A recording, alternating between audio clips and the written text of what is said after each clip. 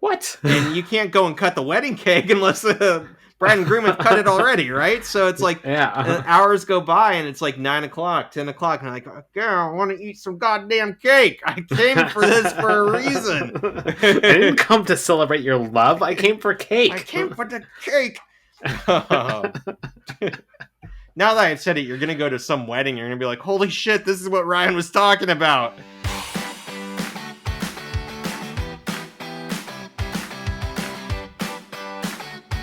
Welcome to Theoretical Nonsense, the Big Bang Theory watch-along podcast. No PhD necessary. We're the podcast that recaps all episodes of the Big Bang Theory, no spoilers. So hop into your favorite spot, make yourself a grasshopper, and enjoy the ride.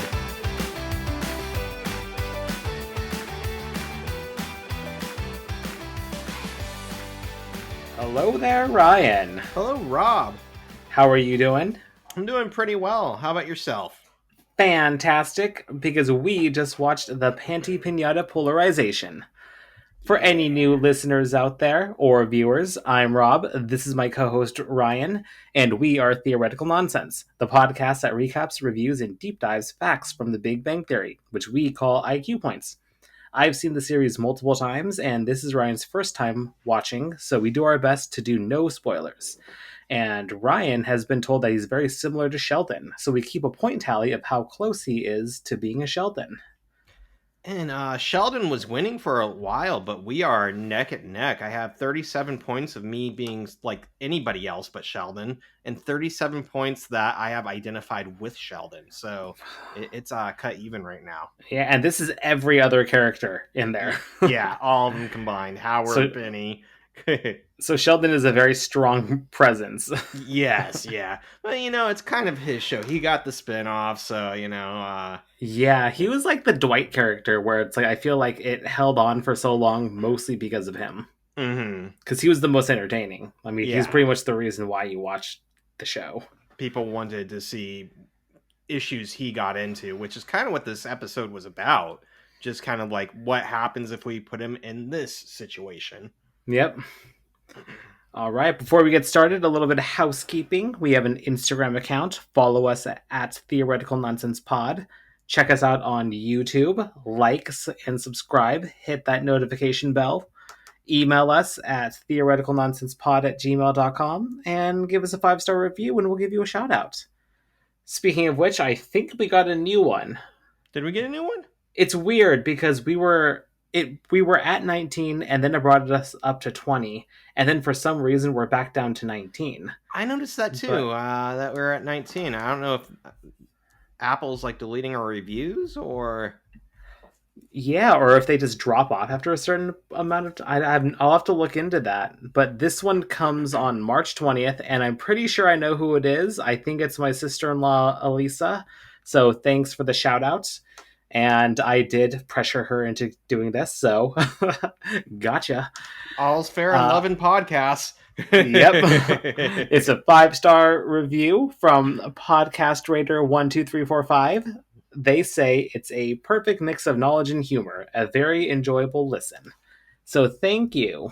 Yes, thank you. I appreciate it. Yeah, me too.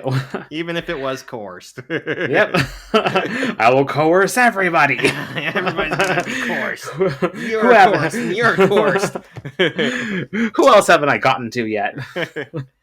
I was kind of wondering too, like maybe somebody's like listening, they listen to a couple episodes and like, wow, I really like this, and they listen to one and like, God, this is horrible, and then just delete the review. I know. Never mind. I take my 5 stars all the way back. Yeah, that last episode, what a hot pile of garbage. Well, speaking of the last episode, I'm still getting used to editing for YouTube and audio at the same time, all that stuff. So I don't know if you noticed or hopped on Buzzsprout, but the episode was 3 hours and 41 minutes because there's like an hour of dead space at the end. No, I didn't notice. So I totally screwed that one up, but I already posted it. It's like, oh crap. Oopsie daisies. I didn't realize this until just a little while ago. So I was like, well, people are already downloading it. It's already gone. Too late. Let's move That's forward. why they took the review away from us. I just sat there and listened to 1 hour of Dead Space. I thought there was going to be a secret ending. God, I hope not. If you did, I'm so sorry. I'm so sorry. All right. Well, moving forward, I actually have a neighbor update. And if this is your first time listening, or if you're just tuning in, some true crime stuff happened to my next door neighbor. You could hear the full story a few episodes ago where I went into the whole thing. But in a nutshell, there was a couple living next door. The girl ended up shooting her boyfriend, and he ended up dying on the way to the hospital. So I've been kind of getting little bits and pieces of information week by week. So here is my update on that. So I did find out, like, when she was arrested with no bail. Oh. So it's like, so I guess they thought that she was like a flight risk or something. So well, didn't you say he had like 6 warrants on him? Yeah, so he had multiple warrants against him. Yeah. So I wonder if they're trying to charge her extra with some other things, or I have no idea. Weird. And then she was officially evicted last week. I got the notice that the owner of the home has now reclaimed it. Congratulations to them. Yep, and now they have some fixing to do. Some bloodstains to clean up. The windows are still boarded up. The backyard sliding door is still boarded up. And I actually ran into the repairman that was actually fixing it. In the beginning of all this, I was always like very shy about how I approach these questions and how do I like get information. I was like kind of trying to be a little bit more tactful. But then I thought to myself, you know what, screw it, I'm just gonna ask him. So I just like stood outside and just waited because I heard him in the garage, and I was like, you know what, I'm just gonna wait until he comes out, and then I'm gonna ask him. So he pops out. I'm like, hi.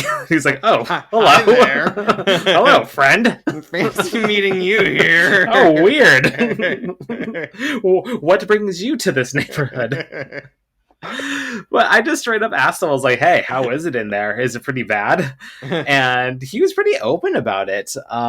So this is it's kind of funny, but it's kind of morbid and kind of not the most appropriate thing to laugh about, because somebody did die, but at the same time he was a wanted criminal, so I'm very torn on how I should feel about this. And it kind of put your baby at risk too, so yeah, I feel like you get to laugh it off a little bit.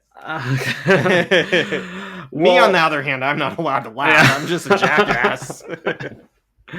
Well, I just kind of asked. I was like, well, how bad is it in there? Like, what, is it pretty bad? Because that's what we're all thinking. The guy was shot 4 times. He died on the way to the hospital. So how bad is it in there? Like, the windows are blown out. Like, there's kind of just crap all over the place. Yeah. And he even said that when he found out that he was cleaning up after and making repairs after this incident, he was expecting a lot of blood just kind of everywhere. But apparently there was none. So either somebody came and cleaned it up, or he just didn't bleed that much. I have no idea. He just said, yeah, there really wasn't any blood at all. You know, I'd have to look into that, because I remember a movie coming out called Sunshine Cleaners, about a woman who starts a cleaning business. That's pretty old, isn't that? I know, it was like Emily Blunt. Yeah. Yeah. It's like 15 years ago, right? Or yeah, something? It was a while ago. But she starts up a business and cleans up after like murders and deceased individuals, and realizes like halfway into her first job that like you need a hazmat suit and stuff. Yeah. So like, maybe the cops got a cleaner. I don't know. Maybe they actually did just get somebody to clean it up instantly. I have no idea. But he did say that the worst room was the guest room, where they let their dog shit and piss all over the place. That was the worst room of it all. So he has to like recarpet and pull out everything, scrub it down and everything like that. It's like, oh, that sucks. But weird that was the worst room of it all. Yeah. Wow.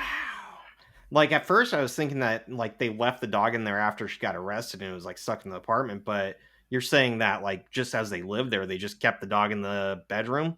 Which makes sense because now that I think about it, once he told me that, I realized I was like, huh, I never really saw their dog very often. Like they didn't take it out for walks. They would play with it outside in the backyard and let it roam around free. And I always made note because I was always a little jealous that it would always come back because if I let my dog out unleashed, she's gone. She's like, bye, Felicia. Like, That's what. This is why I don't want to have rental properties as a source of income. I'm too afraid that renters will have a dog just locked up in the guest room. well, that's why you technically, like, I mean, granted, you don't have full control over them. It just means a loss of deposit, but you can always write that in the lease. Yeah. Because with my current house back in the Seattle area, I actually rented out, and the current the current tenant doesn't have a pet, but before them they did have a dog, and we just charged them. We charged them a larger deposit, and we told them like, hey, we can, but we'll up your rent a little bit, and they were totally fine with it. So it's like, cool. I had a friend who was renting up north of you. I'm not going to say what city, but it's a city north of you. And apparently he let his dogs in the house and they tore up the wood floors with their nails and like dug at them. And he had to go to court to settle for like, I want to say it was like almost 15 grand. Jeez. Yeah. So, if you're planning on that and you have the deposit and you're charging more, it's really not that big of a deal. And you can always go to court, but still, like, if the person has no money, the court can't magically make them have money. Yeah. So it's still a little bit of a risk, but at the same time, you just, like you said, you plan for it with a bigger deposit and more. Yeah. He was kind of, yeah. Man, I've heard horror stories about people renting places and having sex dungeons and breaking pipes and condoms filling basements. Is that your current place? No. I was the renter. Who was your old roommate? I thought I heard a story about you. But that was the updates. So they had to special order like the windows and the sliding doors. So unfortunately, it's still boarded up now. But in a few short weeks, hopefully, they'll just repair it all and get a new tenant in. Well, you just keep going in there and making new friends. Get the tea. Yeah. Oh my gosh. So then there was a big HOA meeting. It kind of happened. Like it was kind of just it wasn't, they didn't have the meeting because of this. It was the annual meeting that happened around this time just too. Happened on. Yeah, like what luck.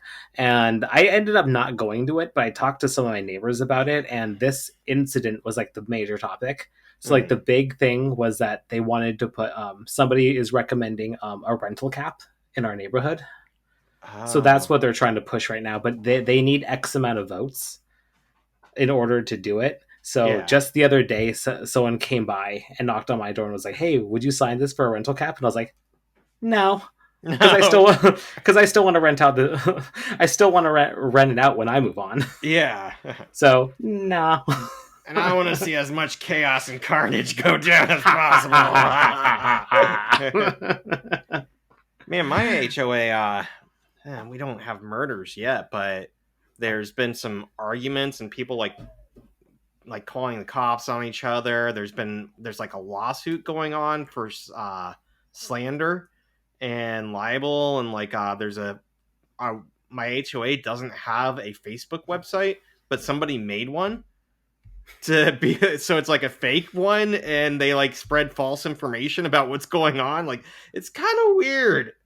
Who would do that? I don't know. These people have way too much time. And there's not even a lot of people in your neighborhood, you told me. Really not. So it kind of limits who it is. Yeah, and I think the person pulling out the lawsuit knows who it is. I just don't know which house they live in. And I know one person like got kicked out of the HOA, like he was the vice president or something. And I know where he lives because as they were talking about, like in the emails going back and forth, they were talking about things that he had broken HOA guidelines with.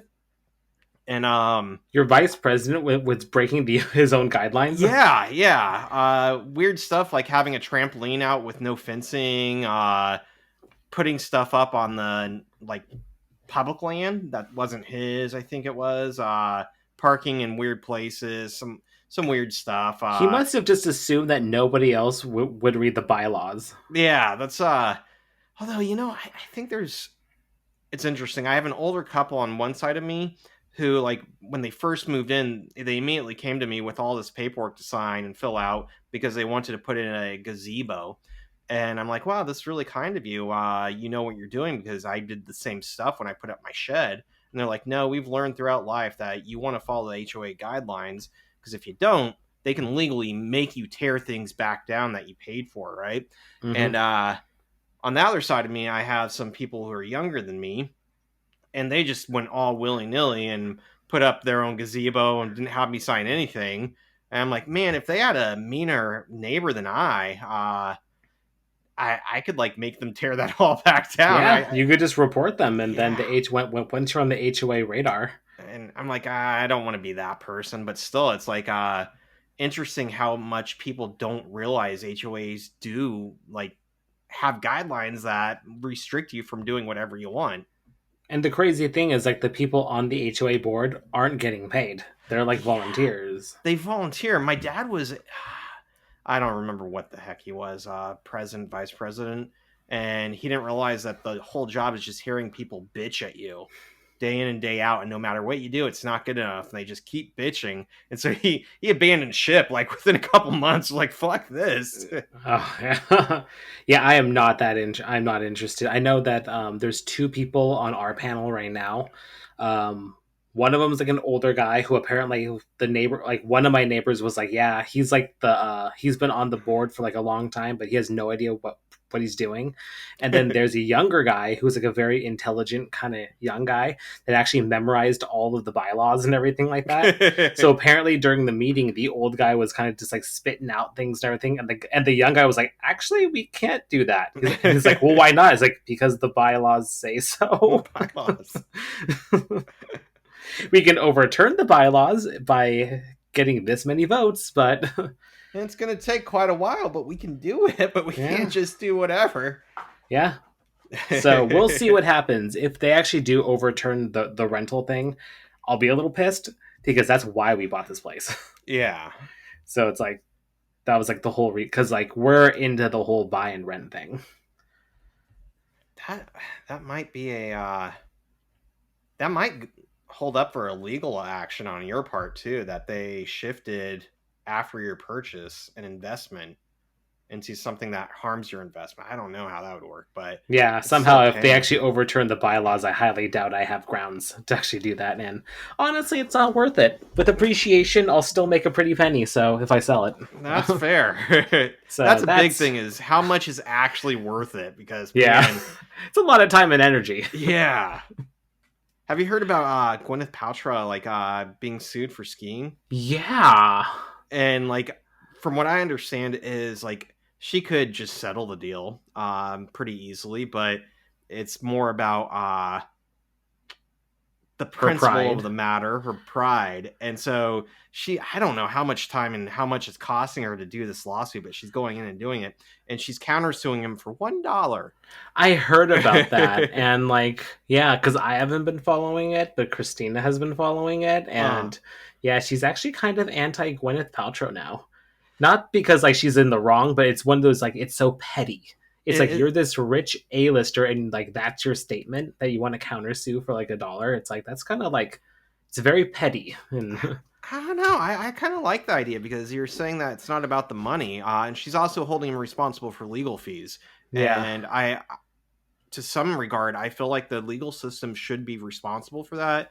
That if somebody has a frivolous lawsuit, that they should be held accountable for the legal fees, because we get so many like lawsuits are just thrown out there as scare tactics, right? Mm-hmm. Saying, well, we're suing you for $100 million, and you either have to settle or whatever. And the notion is, they know the legal fees, well, $100 million, no, but $10,000, let's say, legal fees are going to be more than that, so it's easier to just give them the money. And that's extortion, right? That's theft. So I appreciate holding people responsible for the legal fees and forcing them to know that if you're gonna try these fake lawsuits, that you're gonna have to pay up. And from what I know, it hasn't been proven one way or another, but it seems like Gwyneth Paltrow was skiing with her family, and this guy says that she no. Okay, so her story is he skied into her and got up. They filed a report. He admitted it was his fault, basically. I'm paraphrasing. And they went on their ways, and she went in for the day because she was kind of hurt, but fine. And then, like, months later, he pulls out this lawsuit and says the report is forged and that she forced everybody to sign the report and paid people off, and that she skied into him even though she was with her family below him. Like, the whole thing is just like, it didn't add up. Yeah, it didn't add up. Yeah, to be fair, I haven't followed this at all. I saw like a Twitter post, so it's like, oh, that's interesting. And then I moved on with my day. I had a layover and some time to read, so I'm like, oh, this looks interesting. Gwyneth, how are you doing? What's Gwyneth Paltrow up to? But I can, just for the principle, I get mad when people accuse me of things I didn't do, so I could see being petty like that, and maybe letting it go. But at the same time, you don't get rewarded just because you find a payday. I don't know.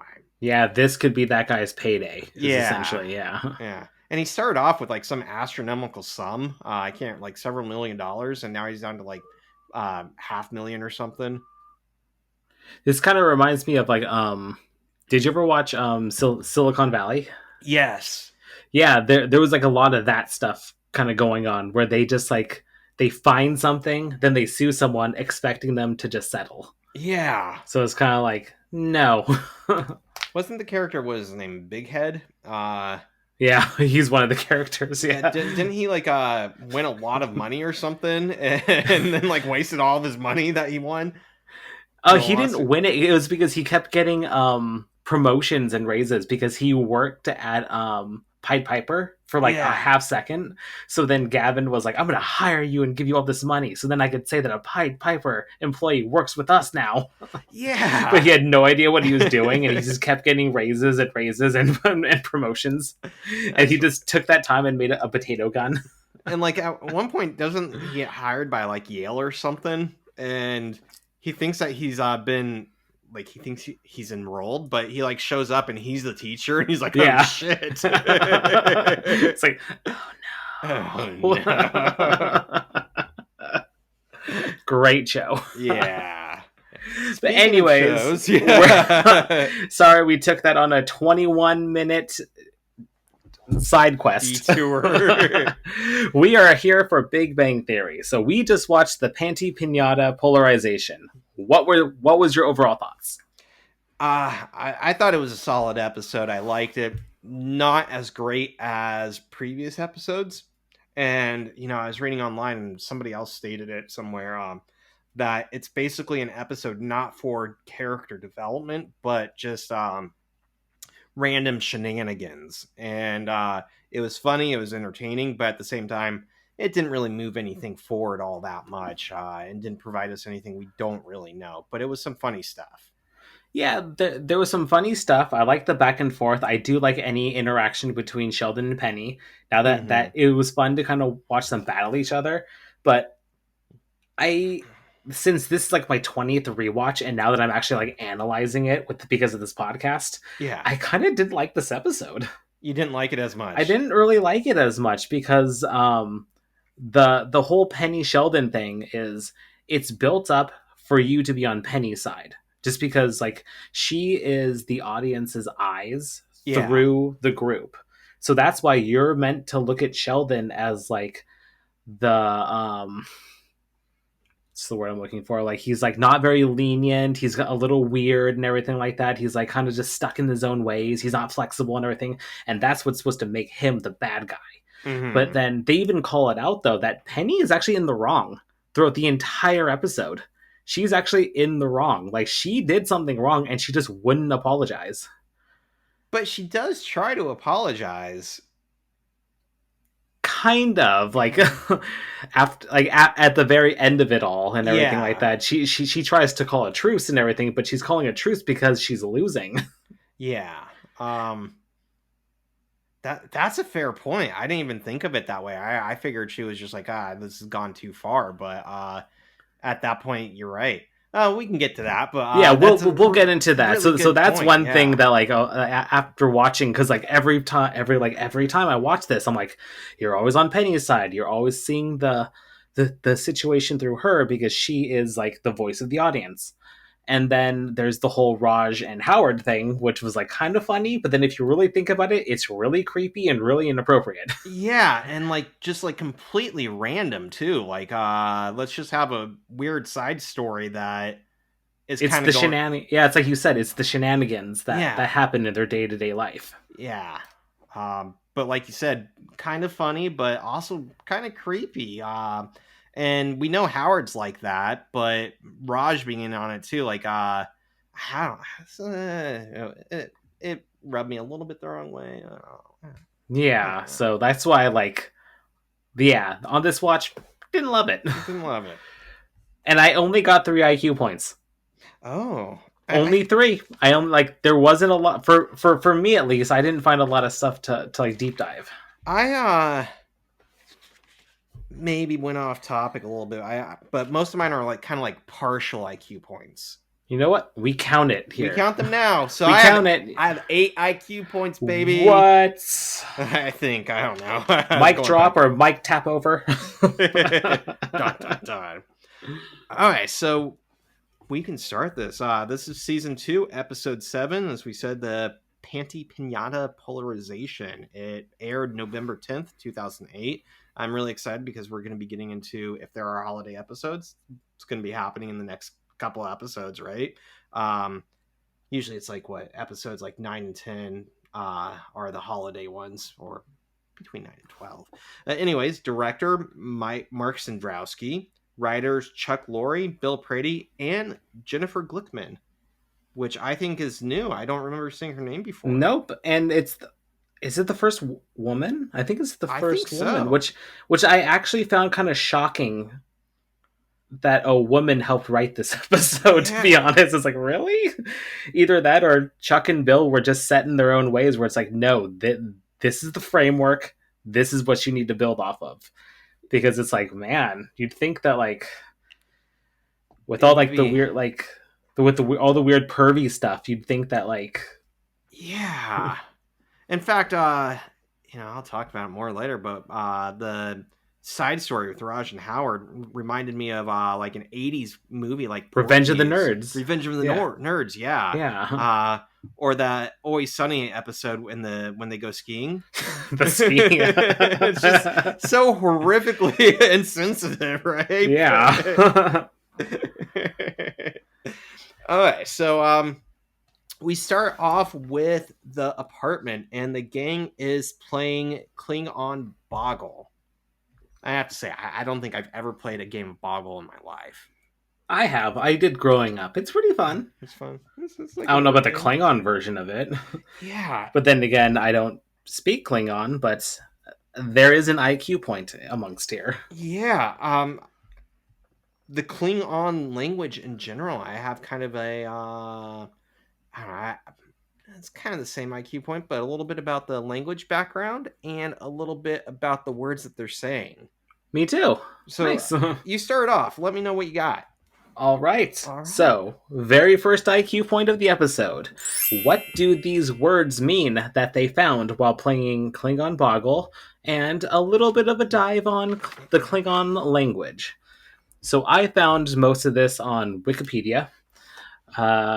So for anyone that doesn't actually know, Klingon is the language spoken by the fictitious alien race Klingons in Star Trek. First mentioned in the original series, The Trouble with Tribbles in 1967, but not heard until the 1979 motion picture. Wait, Tribbles, is that the one with the little stuffed animals? I never watched it. That keep multiplying? I'm going to look this up because that's a famous episode. God, I can't, like... I talked about this before in a previous episode, was like, I don't know where to start with Star Trek. So I started with the original series. and it's really trippy. Like the first episode, we got through the first episode, and my wife and I just looked at it and was like, "Holy shit, that was weird!" And that was in the '60s, like that. It's so ahead of its time, so I do appreciate that. But it's like, dude, I am not high enough to watch this. That's fair. And like even looking at pictures right now of the Tribbles, like the plot of the episode is they find these little like chinchilla hamster like creatures on a planet, and they're like, they're so cute, we're gonna bring them back to the ship and keep them as pets. But they reproduce like 10 times faster than rabbits. And so before you know it, the whole ship is just, the floor is covered with these things, and they're all just swimming in these little tribbles. So I don't know why, but every now and then that episode gets brought up, and people are like, oh, are they going to mate like tribbles, or soon you're going to have a lot of them like the tribbles? But every now and then it comes up. So interesting that that's the episode Klingons are first mentioned in. I didn't know that. Yeah, well, according to Wikipedia. And then for Star Trek 3, The Search for Spock, director Leonard Nimoy, who plays Spock, wanted the Klingon language to be a real language rather than being just alien gibberish. So he and linguist James Doohan recorded the words that were spoken in the earlier episode in 1967, and they expanded it to a full language. And this language has grown quite vastly. There is actually an organization called the KLI, also known as the Klingon Language Institute, founded in 1992, which is an organization to bring Klingon lovers together. Who did And then you say Nimoy and who else? It was someone named James Doohan. James Doohan. Because I got a different person as being behind it. Oh, who was it? Mark Okrand. Maybe it was both of them. Huh. Yeah, I kind of got that. It was like it started, like you said, with dubbing the movie and deciding let's make this like go all out on it, and so there were quite a few people involved with it. Yeah, to build a full language, I can't imagine it was just one person. Yeah. So then I tried looking up all the words that they mentioned. I tried to sound it out phonetically, but then I turned on the closed caption and I looked at their spelling, and then I found a Klingon translator. But I think the spellings were a little different from what closed captioning found, because the translator didn't find anything. So I actually had to look this up on BigBangWiki.com. You know, I kind of had the same process. I watched with the subtitles, so I wrote them all down, and most of them were not words at all. And, you know, I kind of think I can only imagine that the people doing the CCs sounded it out without actually thinking about what the words were. And whoever on the wiki page jotted down the words like knows the actual spelling. So what you see on the CCs is not what is actually and some of them, like, it was just like I got some weird translations that weren't the ones that were in the CCs gave me words that are not the actual I don't know, I'm gonna go through them, but I want to see what you have first because I'm curious. Well, according to Big Bang Wiki, these are the words they got, and these are the translations. The first word was, and I'm gonna butcher it because I don't speak this language. Yeah, and the letters are not what you pronounce in English. Like a capital H is like or something. Yeah, so it's hard. It means period of time. Which means something important. Poopach, maybe. Poopach is a washroom. Chor is belly. Nechmach is the Star Trek neutral zone.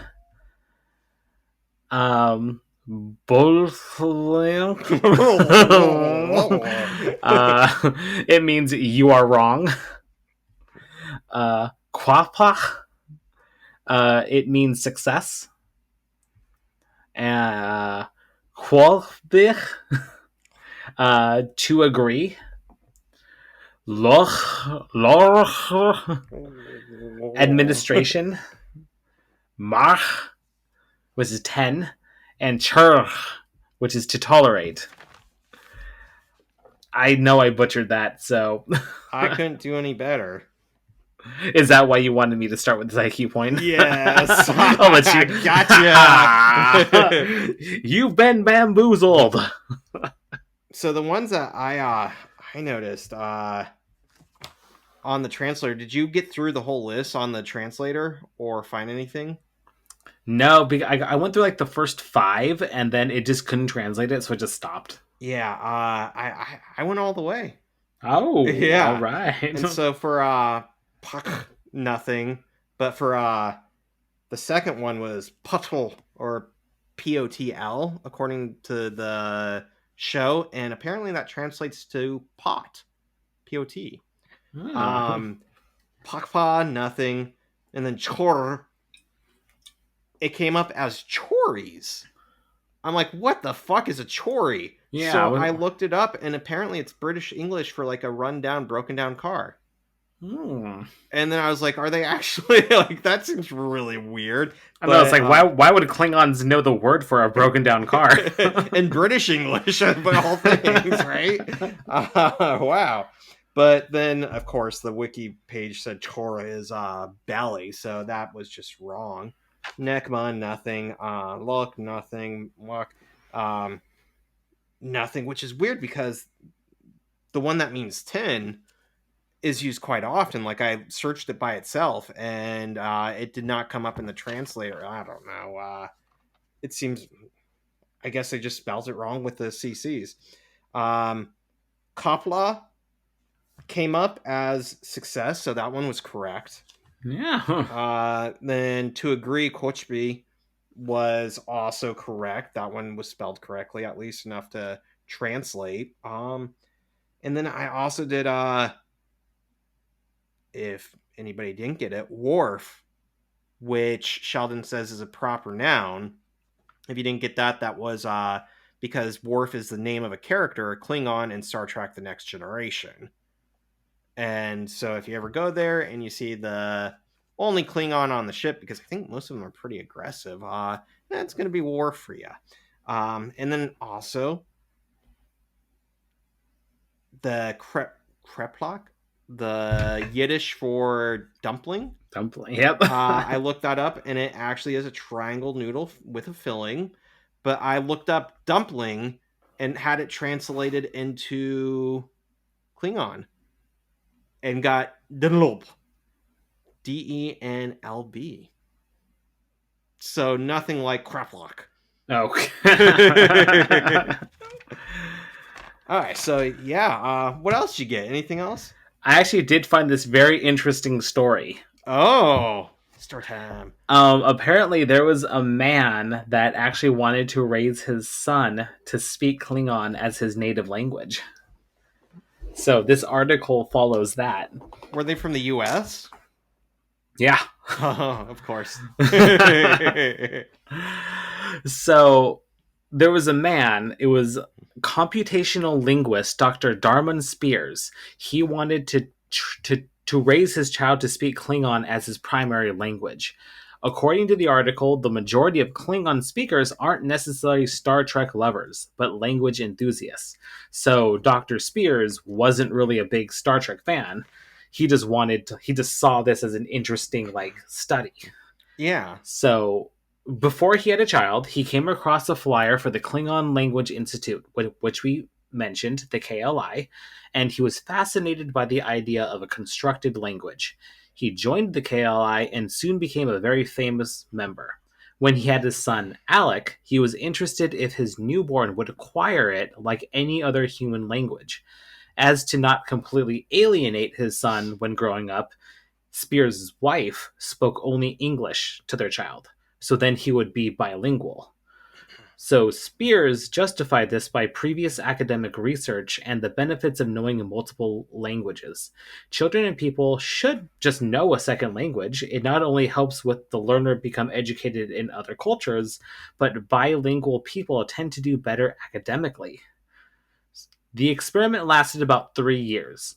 Over time, his son lost interest in hearing or speaking Klingon because Spears never introduced his son to others that spoke it and never introduced his son to Star Trek. So over time, it just made more sense for Alec to gravitate towards English. So that's Also, where it the was. kid's probably like, I hate being an experiment. Fuck you, Dad. Yeah, no, well, he was probably too young to like figure it out. But the thing is, at that early age, between 2 and 3, he noticed that only his father would speak to him that way, but his mother and everybody else in the world spoke English. So it didn't make sense for him, even at that early age, to even speak Klingon. So he just wasn't. It got to a point where Dr. Spears was talking to his child in Klingon, and he would just kind of blow him off, like, I'm not even going to bother. You're an imaginary friend, Dad. Yeah. Nobody else is speaking your language. It's gibberish. But according to the article, Alec actually did understand Klingon fluently up until his high school years. Huh. So then at that point is when he kind of just gave up and just was like, you know what, English only. Now as an adult, doesn't even know it. My life's a joke. Let's just reboot. Yeah. But if you are interested in learning Klingon, or at least diving into it, there are a couple apps that I gave a shout out to. There's an apparently Duolingo has a Klingon section, and there's an app called Beginner Klingon. Huh. And you know, that's something I want to say about the Mark Okren guy, who I have as credited as writing the Klingon dictionary, that he was a scholar of Native American languages. And like you said, it's not necessarily because they're Star Trek enthusiasts, it's because they're language enthusiasts, and they get behind this notion of how our language is constructed, how do they work, how do they allow our minds to think. And so it's taken like not just necessarily a person who's completely interested in sci-fi, but somebody who understands language and how language develops and works, to make some interesting stuff. Yeah, so I could see it being multiple people, and I liked hearing that it was from somebody who had studied languages for a good portion of their life. That's what I was kind of wondering when I first read this article. I was like, who is this guy? Like, what justification does he have? But then once I read that it was more of an academic research, it was like, oh, okay, that's still a weird thing to put your child through an academic study, which we'll get into later on with Big Bang Theory. Dun dun dun. Something a little Teaser, foreshadowing for you, Ryan, since you don't know what's about to happen. Tasty treat. Oh man. Okay, so we move on to Raj calling out the Yiddish usage, and the judge says, "No way." What was the translation exactly?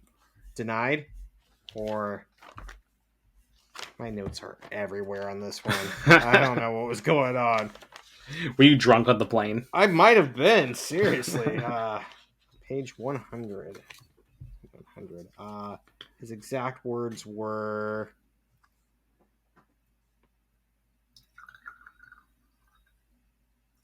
"You are wrong." Yeah, you are wrong. I like that more than denied or incorrect. Then Penny enters to watch TV, claiming that her television has gone out. And of course, the response is, "Did you pay your cable bill?" And she goes, "You sound just like the cable company." So we know what's happened. And we also see later on, too, that she's ciphering their internet, right? Yep. So she's such a little mooch. She's kind of a mooch. And that's where it's like, not to jump ahead in the episode, but Sheldon was relatively reasonable.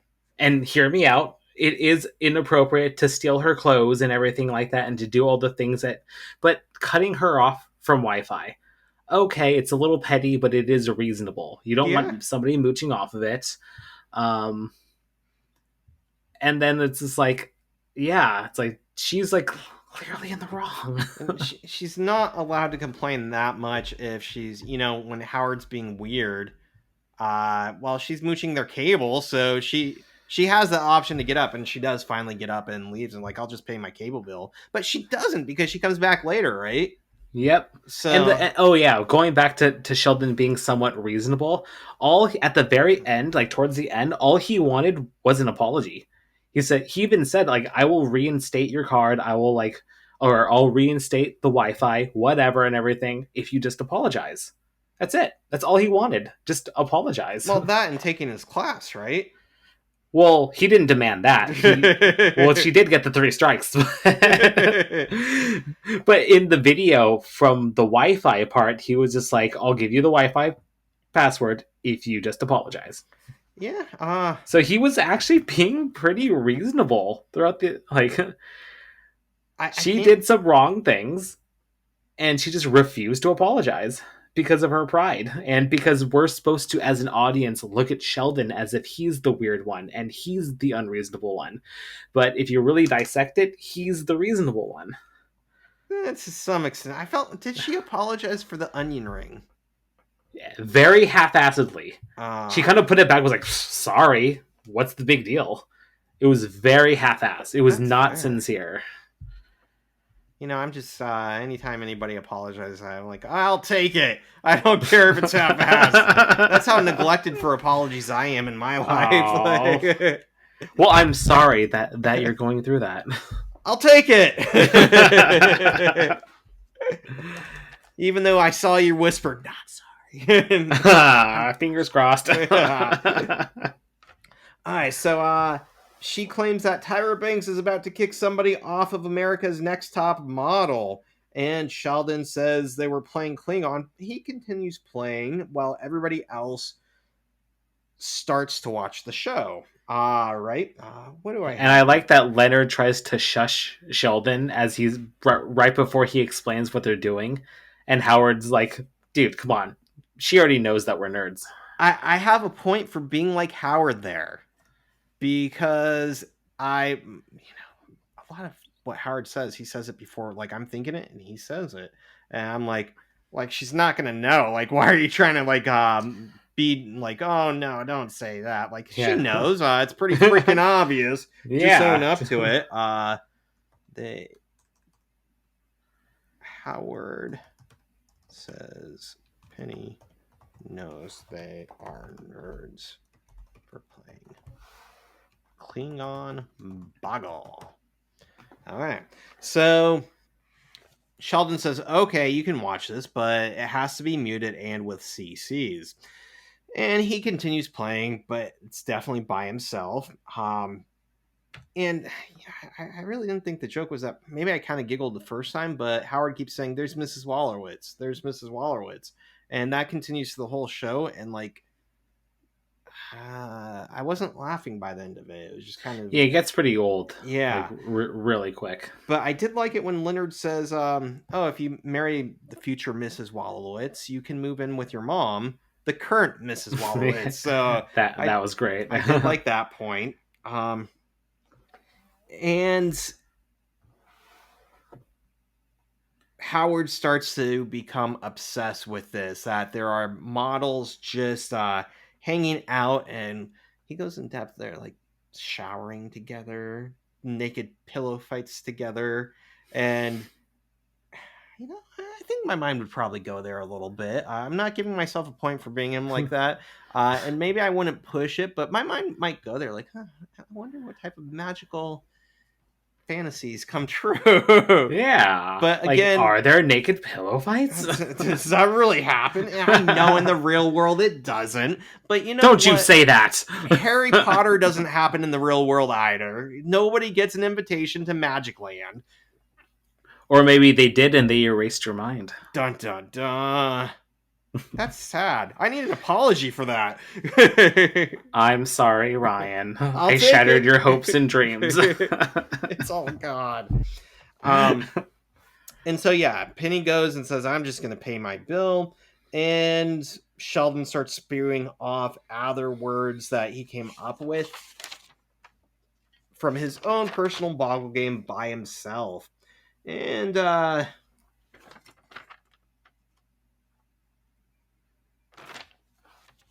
miss a page? I don't know what's going on. We have the intro, right? Is that where the intro is? Okay, that's where I'm missing the... I'm missing something. I don't have the intro, and I just like, oh well. I don't know what happened on that plane. No. This is what happens when you mess with my memory too much of Magic Land. Cabin pressure lowered. You entered the Langolier world, and then you came back and you woke up. I woke up, and I'm missing all the experience. All right, so it starts off with Leonard running in to watch the show with Raj and Howard, and he's bringing in some food. And asks how things are going. Raj says that one model had a shoot fiasco because of a chlorine problem. Apparently, she was sensitive to chlorine. And Howard says he likes his girls pretty and bug-eyed. He just likes any girl. That's it what don't matter. You know, I can respect that. You know, he's not going to body shame. He's not going to poke fun. He loves. He's a lover. So I'm not defending everything he does, but I think it's better to say, "Hey, I like bug eyes," than to say, "Ew, those are gross. What's wrong with you, bug-eyed girl?" I don't know. I just think that. Yeah. And then Sheldon comes in for the food, and oh yeah, the house comes up on the television, and they freeze frame it, and they start kind of mapping it out, right? Mm-hmm. And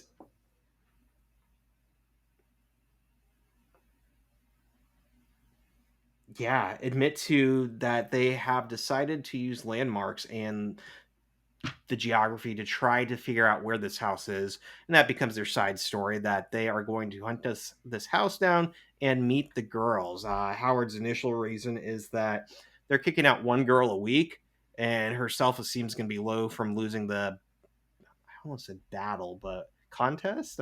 What is this? It's pretty much a contest. Yeah.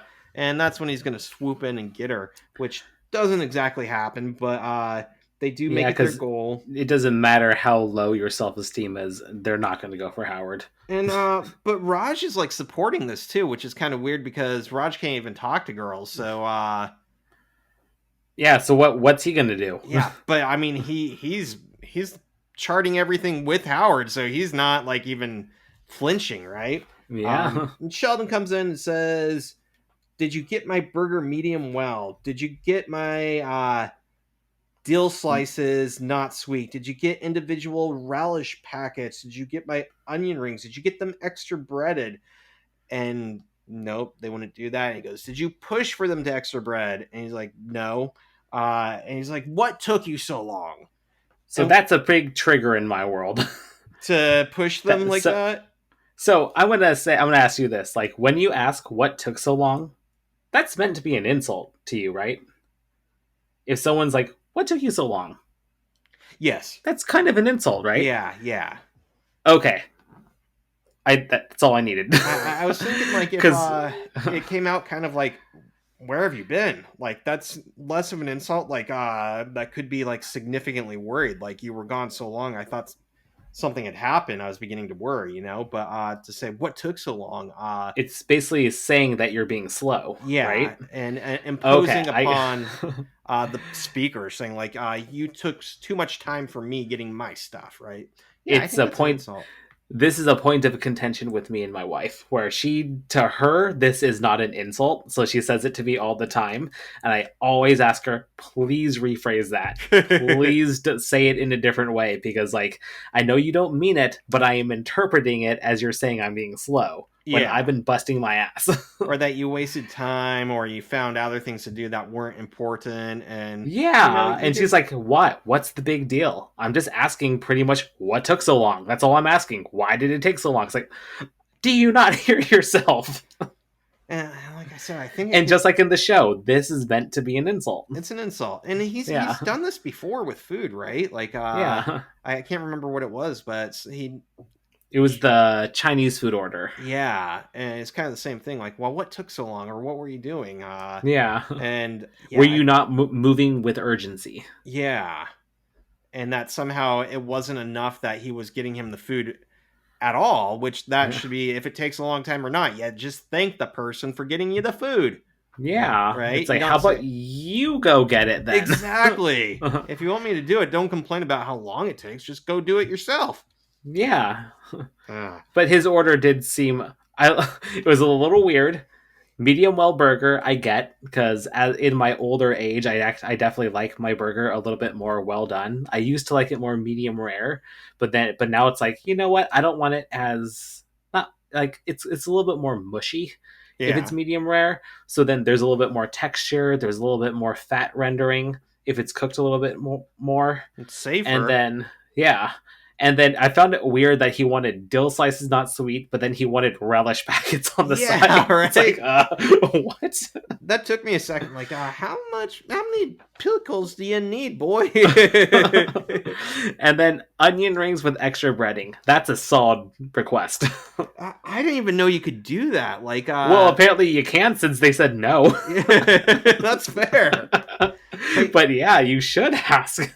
we could do it ourselves though. Yeah. I've my partner's vegan because she's allergic to so many animal products. And I found a recipe to do vegan fried pickles. And I bet if I double bread them, they're gonna be exquisite. Do you just make the batter with just flour and water? um, No egg then? Flour, water, soy milk, Okay. and some spices.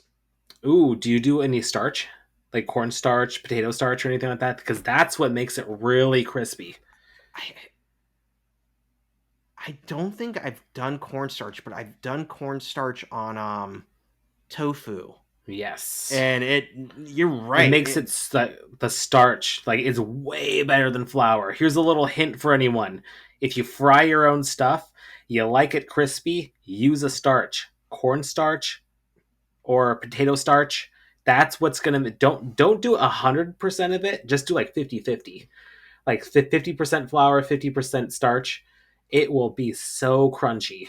I had no idea. This is like literally learned this like maybe a month ago. I had a recipe for fried tofu and it had no flour, just the starch, and it was like a light fry on all sides. And I was just like, "Holy shit, this is so This is a little crunchy!" dusting too. Yeah, Yeah. and I had no idea, but amazing cooking tip there. It is. Yep. Next time I do the pickles, I'm gonna cornstarch and twice batter, extra breading. Yeah. Extra crunchy. Yeah, yeah. So we get And some relish packets on the side. oh yeah, and some non-sweet slices on the other side. Um, Sheldon's wearing a red and orange shirt, and I was curious what this was because apparently he wore it in season 1, episode 7, and I don't remember seeing it there. But he's also going to wear it in season 5, episode 10, and season 6, episode 6. But it is a red shirt with kind of an orange computer, an explosion that says kablam. And I looked this up and found a website called SheldonCooperShirts.com, and it basically said they have no idea what it is. It was just invented for the show, and he wears it Okay. on multiple occasions.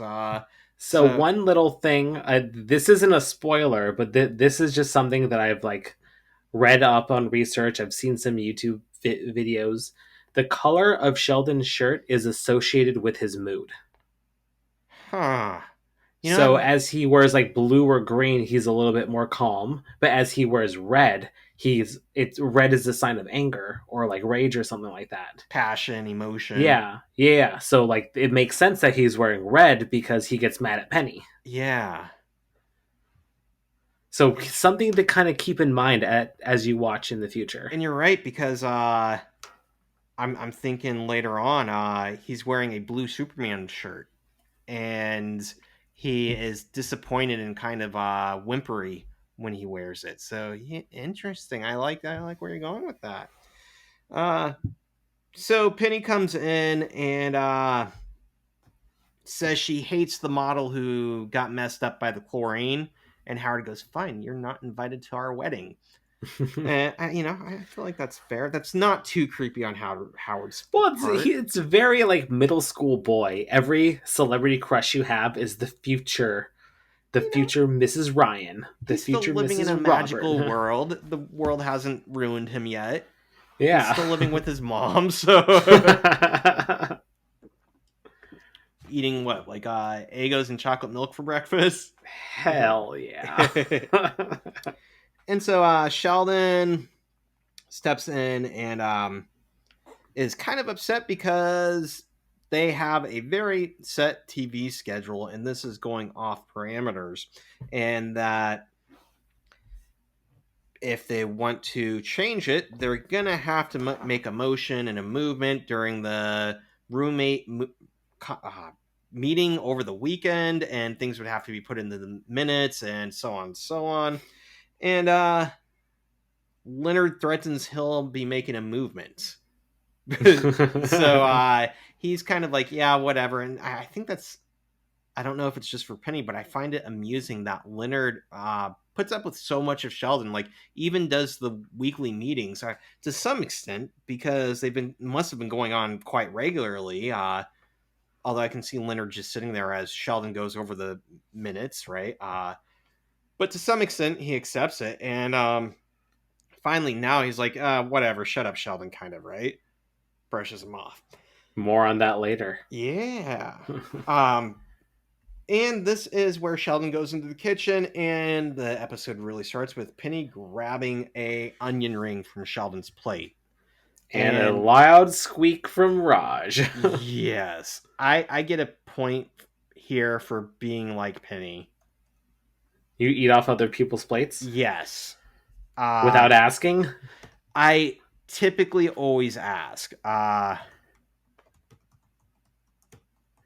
I'm really into food sharing. Like anytime I go to a restaurant, I'm very open to like share because I want to try more things. I'm all about like doing it more like a tapas style. Yeah. Even if it's like an entree, it's like, okay, let's get a couple entrees, let's get a couple appetizers, let's get a couple sides, and that way we can try more things and see what we really like and kind of have a variety. I'm exactly there with you, and I can't imagine doing it without asking. But this is where I'm sort of against Penny because she didn't ask. And onion rings, there is a very limited amount of onion rings. Ooh, that's true. If it's fries, who cares? There's a million fries in a little basket. With onion rings, it's like you only get like 5 of them, and the ones on top are usually the biggest and the best. Yeah, which is what she took. So yeah, there's something to be said there. But at the same time, I say I get a point like her because I would have definitely have asked Sheldon and he would have said no, and I would have been disgruntled. I have to say some of the biggest fights I've gone into with my partner is because she will not let me have a bite off her plate. Really? Yeah, and she has this thing that she's kind of like, she can't eat a lot of things, so when she gets something and she's like, it's my precious, and like hoards it, and I'm like, oh, can I have a bite of that? And she's like, no! I'm like, it's my birthday. What if you make extra? So yeah, I'm like, you can't just give me one little bite. You take stuff, and like every now and then she'll take stuff off my plate, and she doesn't even ask. I'm not always, and I'm like, what makes you think you can't have it both ways? You can't take and not give. You gotta give. I know. Yeah. The feminist in us suggests equality, so you're not allowed to. Yeah.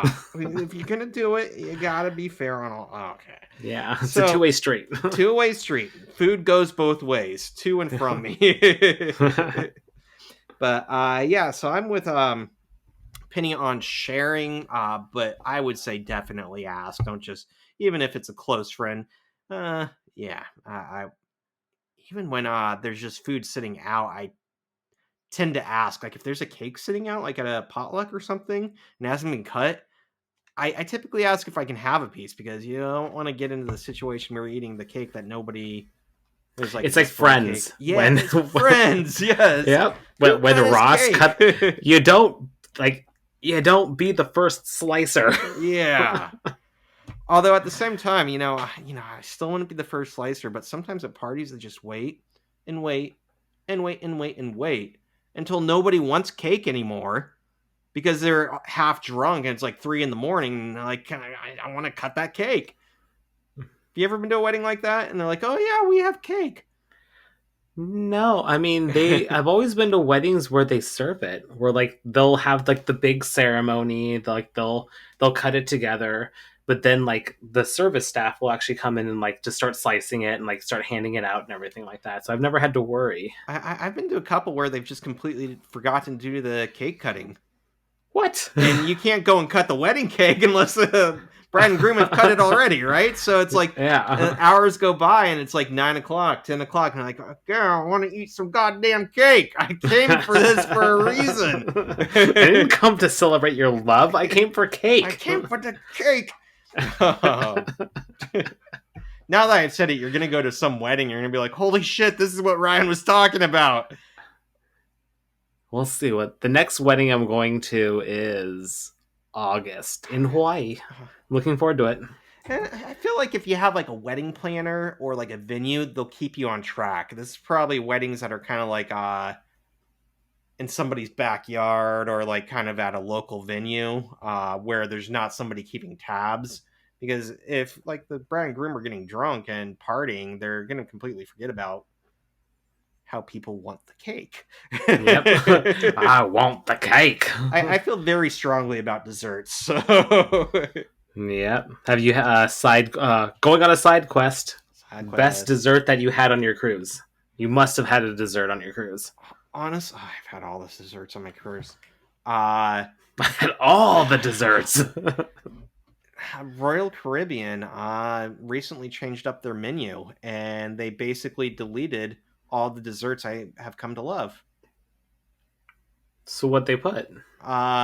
They used to have like for appetizers. They used to have chilled soups, like pear soup, banana rum soup, strawberry bisque soup. And I would have those as desserts. They used to have big one souffles. Is that what it is? The kind of the very light, airy cake and everything that kind of puffs up. Yeah. They would have like chocolate ones, cinnamon ones, vanilla ones, and they'd come by and break a hole in it and pour syrup on it. Ooh. It was freaking amazing. Got rid of those completely. The chef probably quit. Something. They did have baked Alaska, and I do like a good baked Alaska. But it's not my favorite compared to the souffles. There's some other things. There's been other cruises. I believe Celebrity is known for their ice cream. And when I go on those cruises, I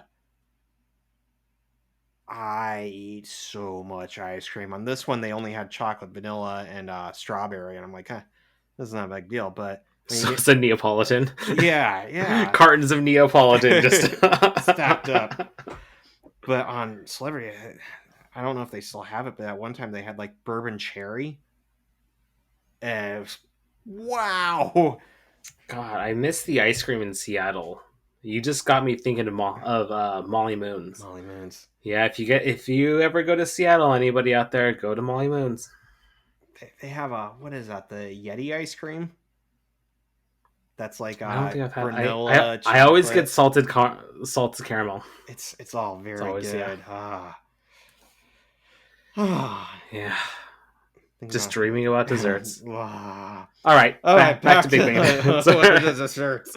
All right, so cake. Moving on, and Raj notices and squeals, and they come out and say, deny, just put it back and act like it didn't happen. And Sheldon notices right away, who touched my onion rings, right? And yeah, I have here that she apologizes, but he goes, that's your second strike. And I think you're right that it was probably kind of a half-hearted apology. Like, I'm sorry, I don't know what was going on. Like, it's not a big deal. Sorry. Yeah. Like, it's very insincere, and that's where it's like, he would have given her that strike anyways, even if it was a sincere one. But at the same time, you could tell that Penny just doesn't really care. Like, it's just like, you're a weirdo. Just be flexible. What's the big deal? You're just a freak.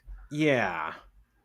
That's interesting. I didn't think of it that way. I could be irritated on both ends of that because at the same time, a friend telling me like you're on your second strike, like I'd be like, how about no strikes? And I'd probably walk out because I'd be like irritated that somebody's monitoring what I do wrong and right like that. That's very fair. Yeah. But at the same time, I have my quirks, and if people start poking at them and saying you're just weird, Ryan, like I'd probably be offended about that too.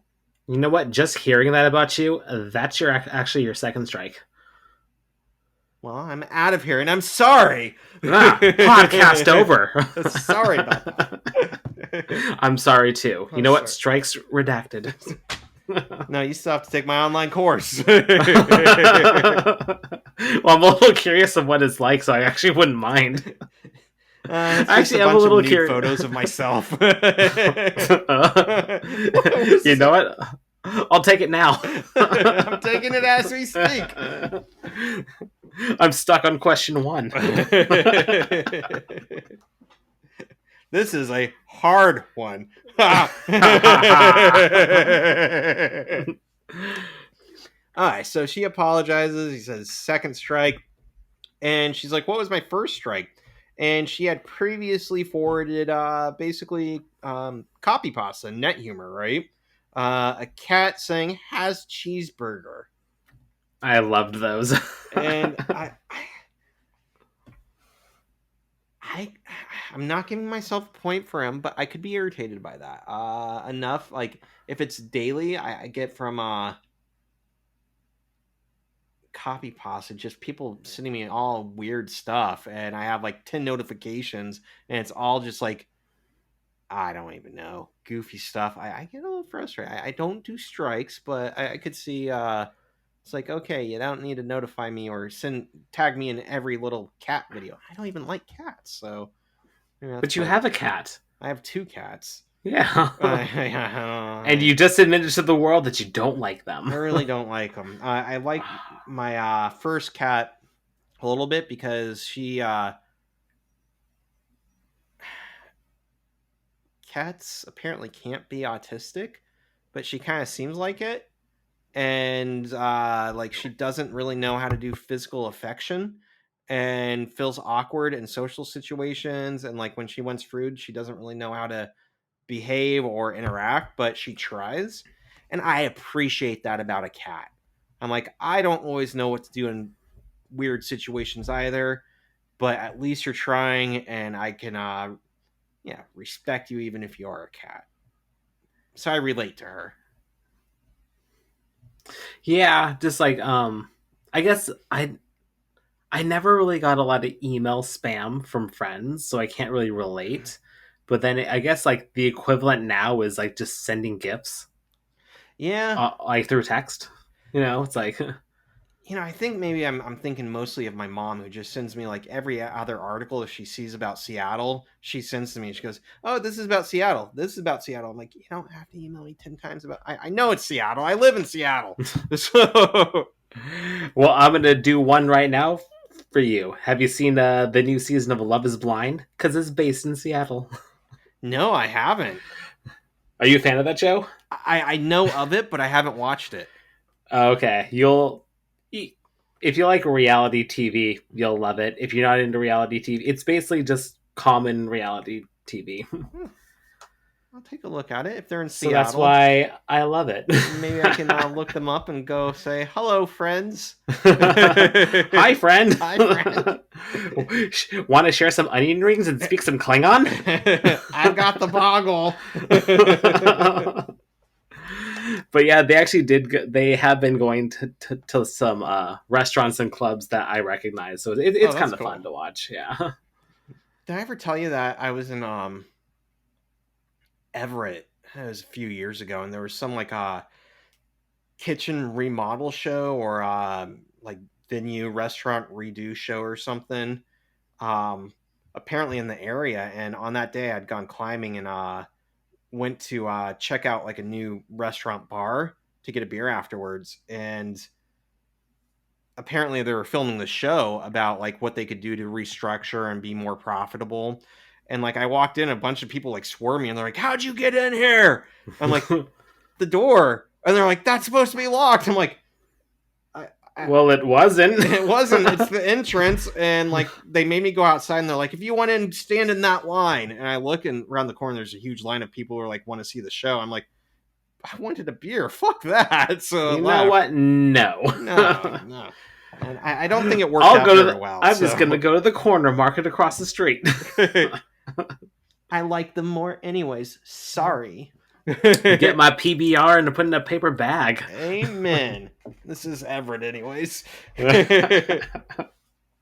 So, Wait, did you ever find out what show it was? I think I knew the name, but I can't remember what it was called. Was it? Yeah, there's too many of them. Yeah, there's so many of them. But yeah, then the bar like apparently changed its name and tried a new vibe, and then closed down anyways. It didn't really help, so whatever. Yeah, that's what I hear about most of them. It's like they come in, they fix it, but they don't know how to maintain it. Yeah. Interesting. So Sheldon says so Leonard says the strikes stay on your record for a year, and Howard says you can get them removed, but you have to take his class. And I tell you, that might have been the highlight of the episode for me. You gotta take his class online and get them removed, like it was a traffic infraction or something. And I also like it because it's pretty clear that he's taken the class before, and so something about the friendship is like, I'm just gonna take the class, and rather than actually dealing with the problem, it's easier to just you choose your battles, right? Yeah, and it makes me want it for a hot second. It made me wonder, like, why do they tolerate him? And that does become a plot point in the future. It's like, why do they tolerate him? Mm-hmm. And I feel like a lot of it is just because it's what Leonard says later on in the episode. It's like, okay, after the dust settles, I have to go home with him. Yeah. So it's like, can you please just be peaceful? Otherwise, I have to hear about it. I'm the one who has to deal with it all day long and all night long. Yeah. And Sheldon starts throwing away his onion rings because they've been compromised. I think that maybe that's part of it too. Is I find that offensive. Like, you don't like at that point you can say you can just have the French fries or the onion rings, right? But to get up and say you can't have them and I'm throwing them away, like is kind of it's a big fu. Yeah, and you're wasting food at that point. I really don't. Yeah. And Penny says buses don't go where he lives. Yep. And I didn't really know what this meant. I looked it up and I couldn't find that it's an actual saying. Like, I assumed it was just that if a bus goes where you live, like it's a populated area, and if they don't, you must be in rural Hickville or something. What does it mean? It's one of those sayings that, like, I kind of get it the moment you say it, but it's not a common thing. It's basically just, I feel like it's saying, like, you're kind of weird and out there, so the buses don't go there. See, I get a point for being like Sheldon here because I've grown up in places where the buses don't go. Yeah, buses never went where I lived. Furthermore,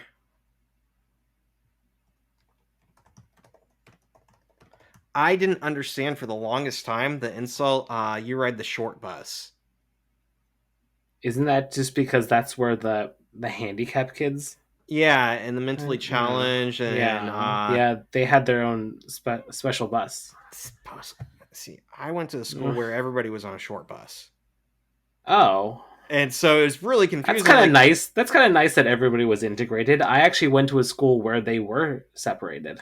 Part of it was that I went to was called a magnet school, and the school like ventured out into different districts and would pick up kids from different areas and pull them in. And so it wasn't just like the local school. And for that reason, they had short buses that would go up, and they didn't pick up as many kids, but they had more short buses and bring all the kids in and integrate them together. So it had nothing to do with mental ability or physical ability. It was just they had all these buses going to so many different parts of the city. And so for the longest time, I just thought all schools had short buses like that. When people were like, "You ride the short bus," I'm like, "I did ride the short bus." Yeah, I I'm like, did. "What the hell?" I Where was, we played Klingon Boggle and ate onion rings. yeah. And I'm like, other than that, the buses definitely didn't go where I live. So I think this is a fair point for me to give to Sheldon. I did ride the short bus.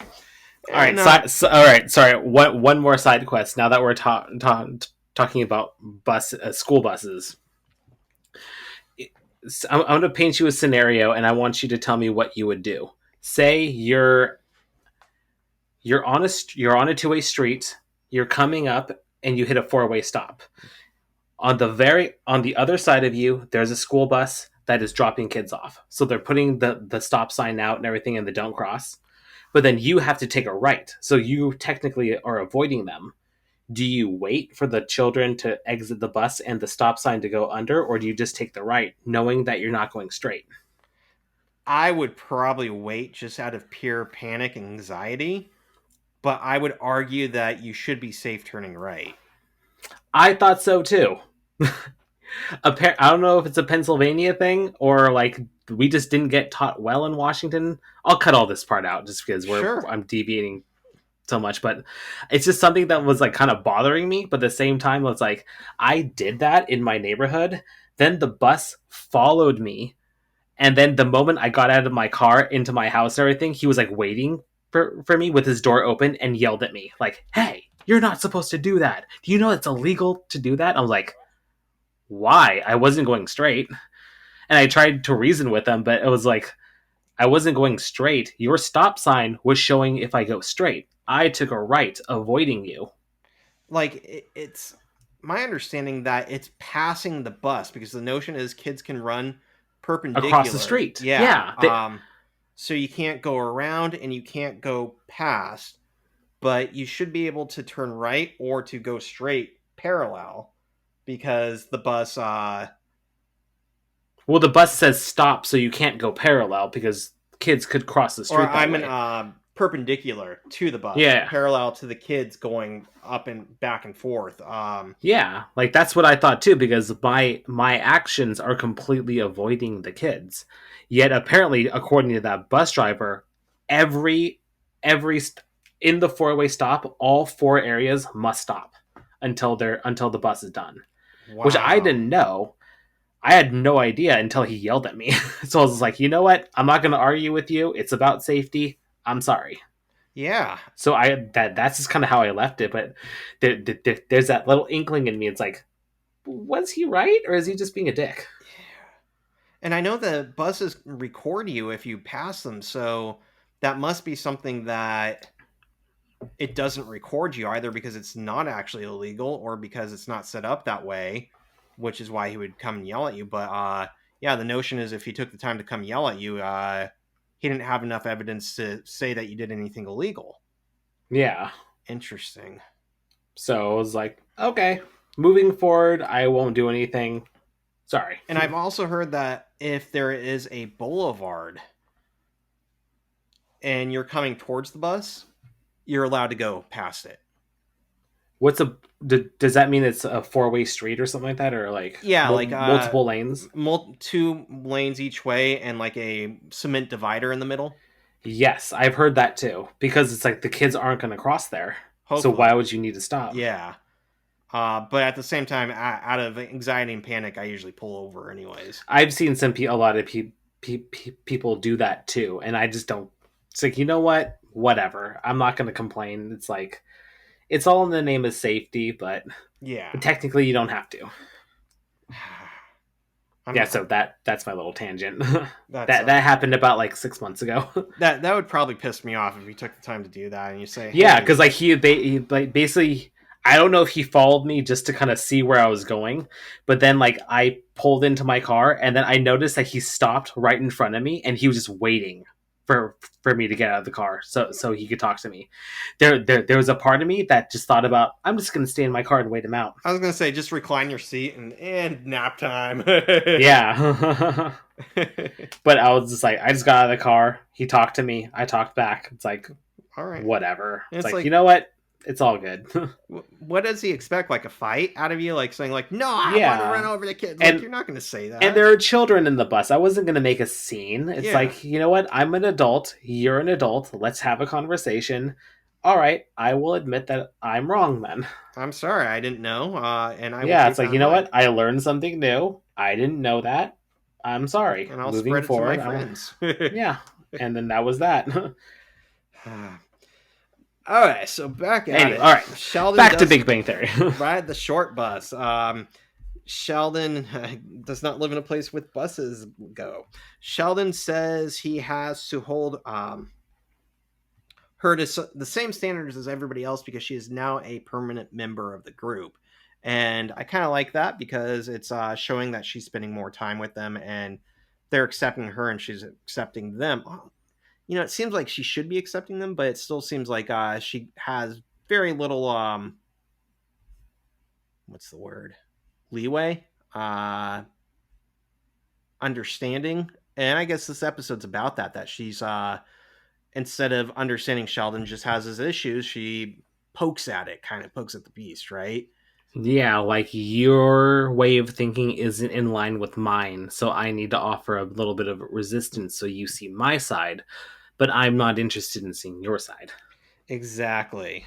And Leonard says, "Congrats, you're one of us." And Howard says exactly what I was thinking, which is why Howard gets 1 point here. One of us. One of us. Gooble gobble, Gobble, gooble gobble, gobble. gobble. One of us. That's going to be our ending right there.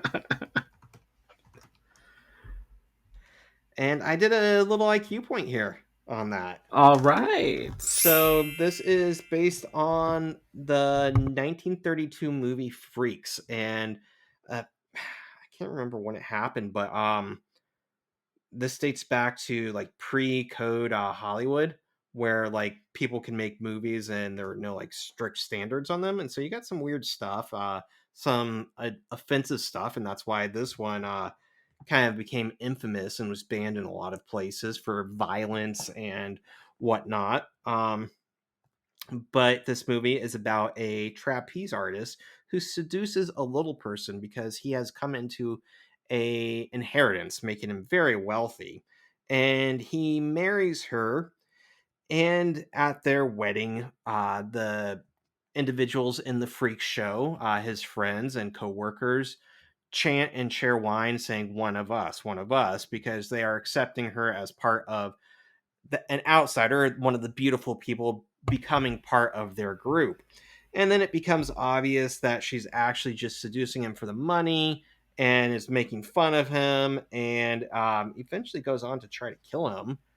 And eventually, when he finds out about it, the coworkers, the freak show, hunt her down, and things get kind of weird. Apparently, there's an ending where they capture her and tar and feather her and turn her into a human duck, making her one of the freak show. And that's kind of what I remember. I've only seen parts, and it was a long time ago, but I recall like when they first say it's like an acceptance, but it also doubles as like they make her one of the freaks. She becomes part of the show, or if not, the show itself, right? Like one of us, you will like if you try to get away.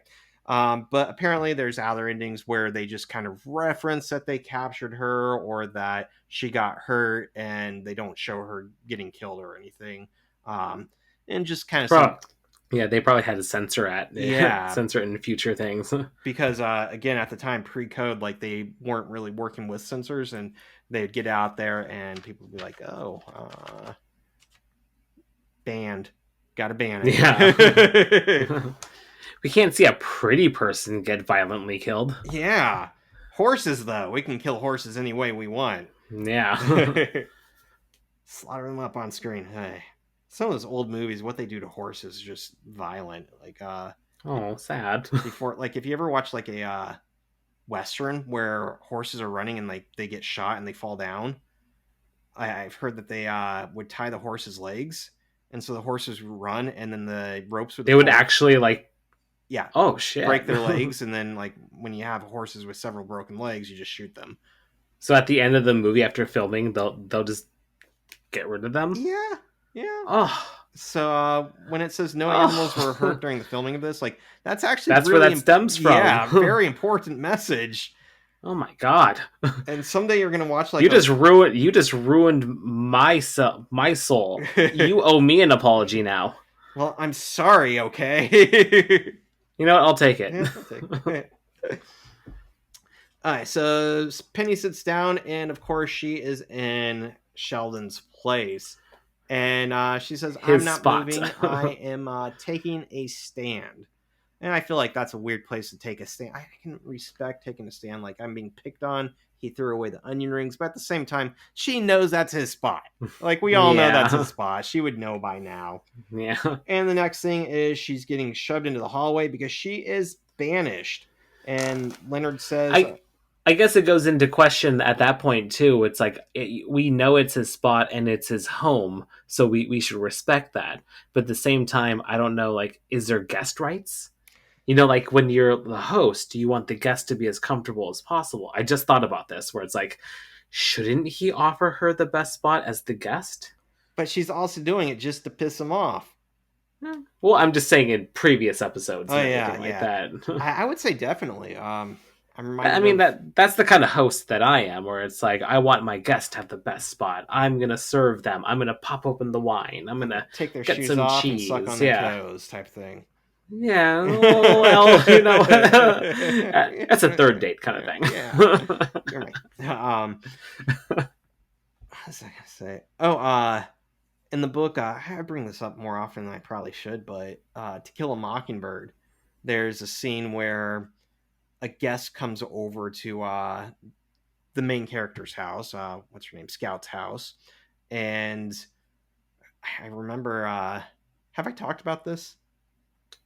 Probably it might have been in season 1. Season 1. Okay, It does sound sounds familiar. Oh yeah, that's a great antidote. So, it's the kid who is kind of hinted at having like tapeworm because he works with like animals and doesn't have shoes, and he's very very thin.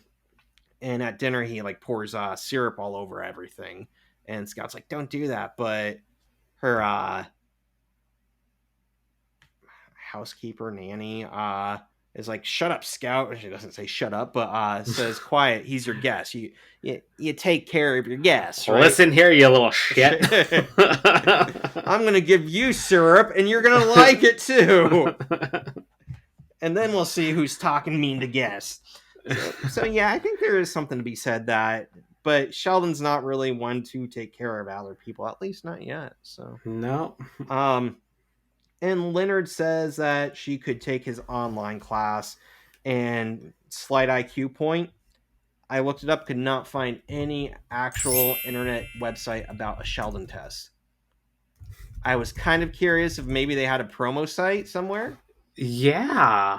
I guess they didn't drop a URL, That, so like yeah, it wasn't a specific URL, but I thought it would have been really funny if there's some quiz out there saying get your oh, that would have been so good. Right?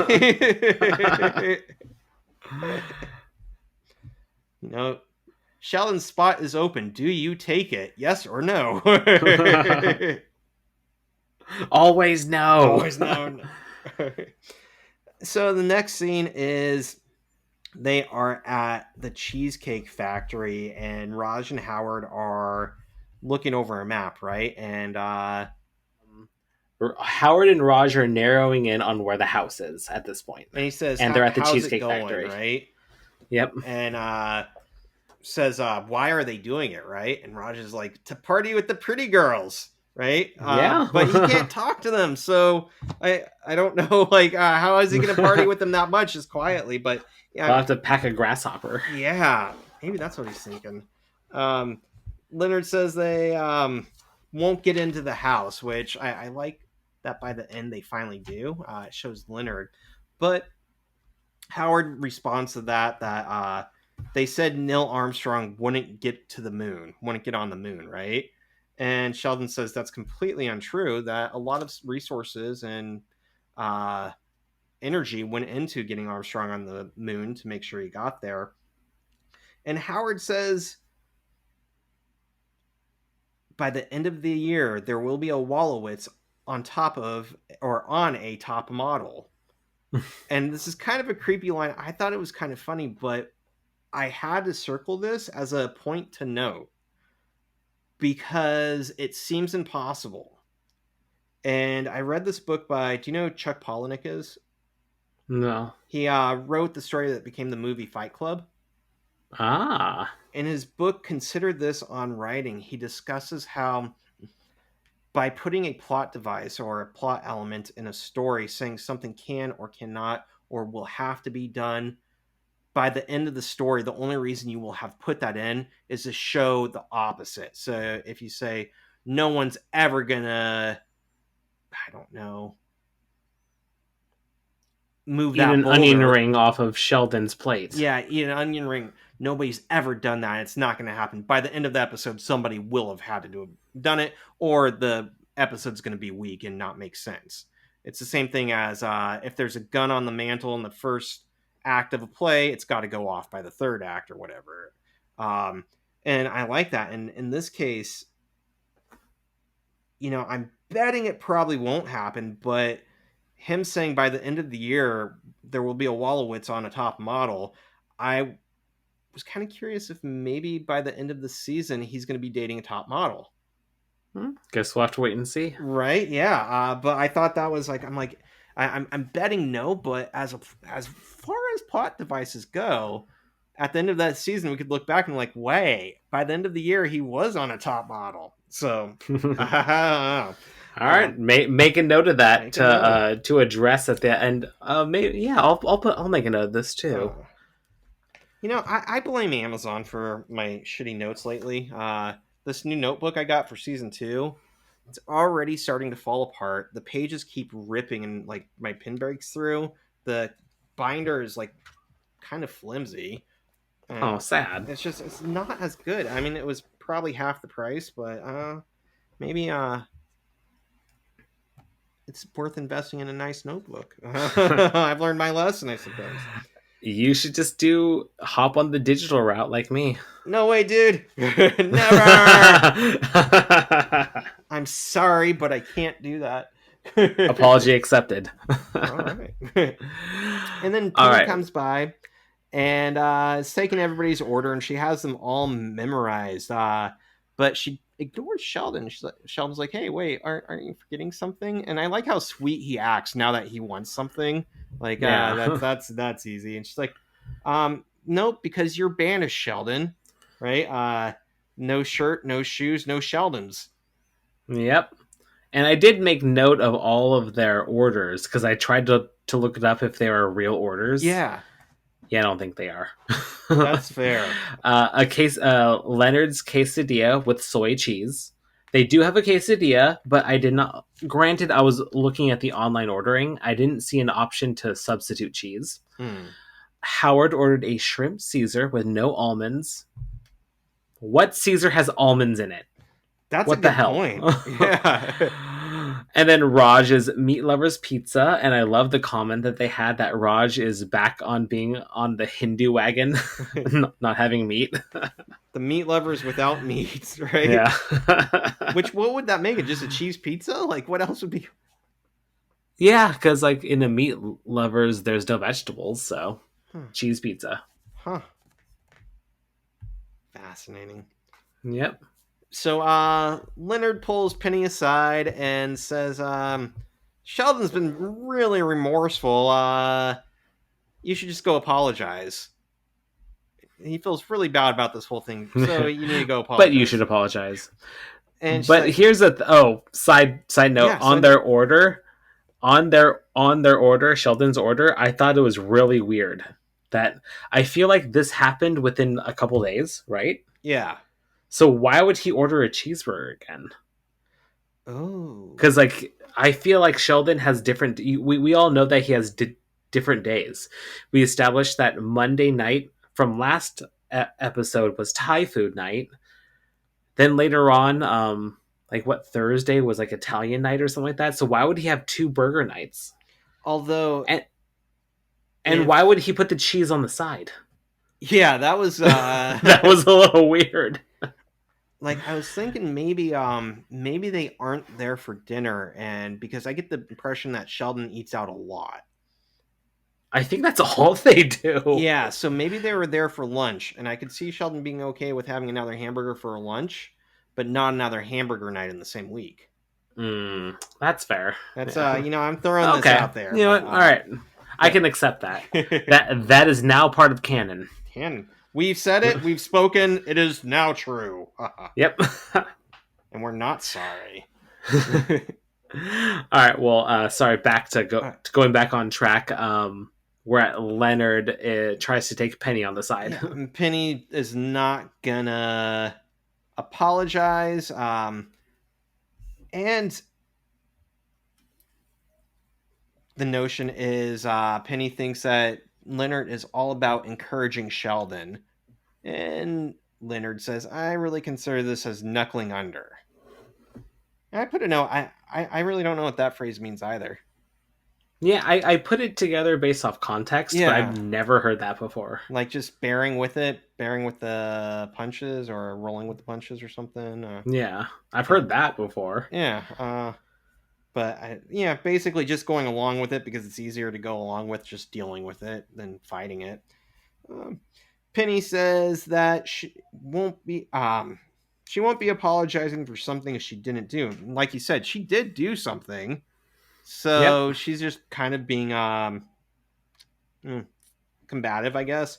Leonard says technically she did do it. I feel like that's fair. I think that's an honest friend. I don't know if I would say that because, like, I don't know, don't like saying you were wrong. But at least I think it's valuable to have a friend who does point that out. Yeah, like it's just like, hey, I'm just trying to be honest here. It's like, you think you're right, but you're not. I'm not saying that you're completely wrong, but I'm pointing out the situation from a bystander. The flaw in your logic. Yeah, and that's where she looks at him, gives him one strike, and that was an LOL for me. Yeah, that's one strike. And I actually do have an IQ point on this situation. Oh. Not that part, but what Sheldon says. When Penny denies Sheldon's order, she says that he has 3 strikes, he's banished, but then he says that no, she can't do that. It's a violation of California state law and Cheesecake Factory policy. So that's what I looked into. What is the right to refuse service, and does Cheesecake Factory have a policy about this? Nice going. I'm curious. So I found this on a couple sites, pridelegal.com and everslaw.com. So I focused on California because they're in California. Mm-hmm. Because every state follows its own guidelines regarding the right to refuse service and what their descriptions of what constitutes as discrimination is. Yeah. California follows what's called the UNRUH Civil Rights Act. I might be saying that wrong, but it's UNRUH. Well, that's Klingon.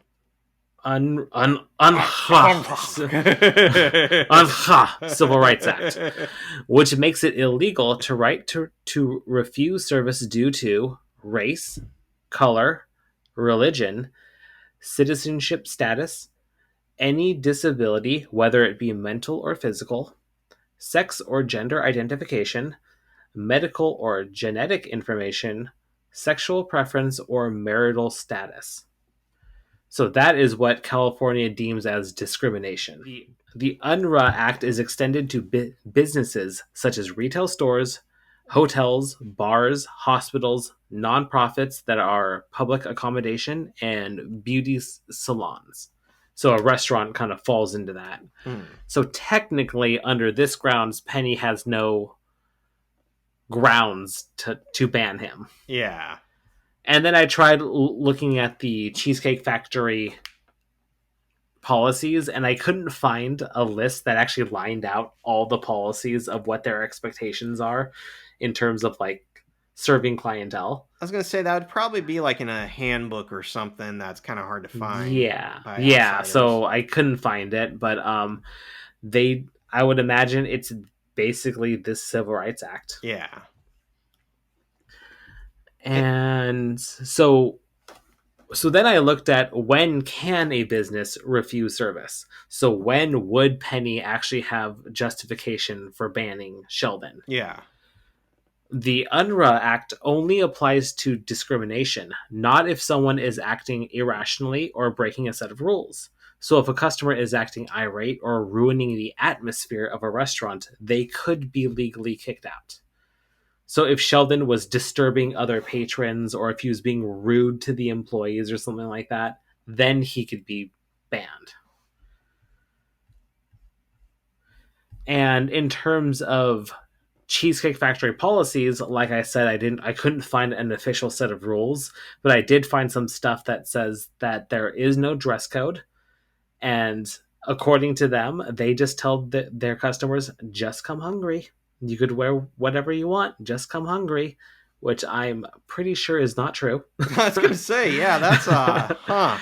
Yeah, I'm pretty sure there's a no shirt, no shoes rule. I was gonna say, if I walk in with no pants, say, "Could I have a cheeseburger with the cheese on the side?" They're Yeah. gonna deny me service. Yep. I would hope they would. I can, Yeah. right? And animal and service animals are welcome there. Hmm. So, because I couldn't find the policy, I tried looking up stories in which they noted or documented when patrons actually were banned or kicked out. Yeah.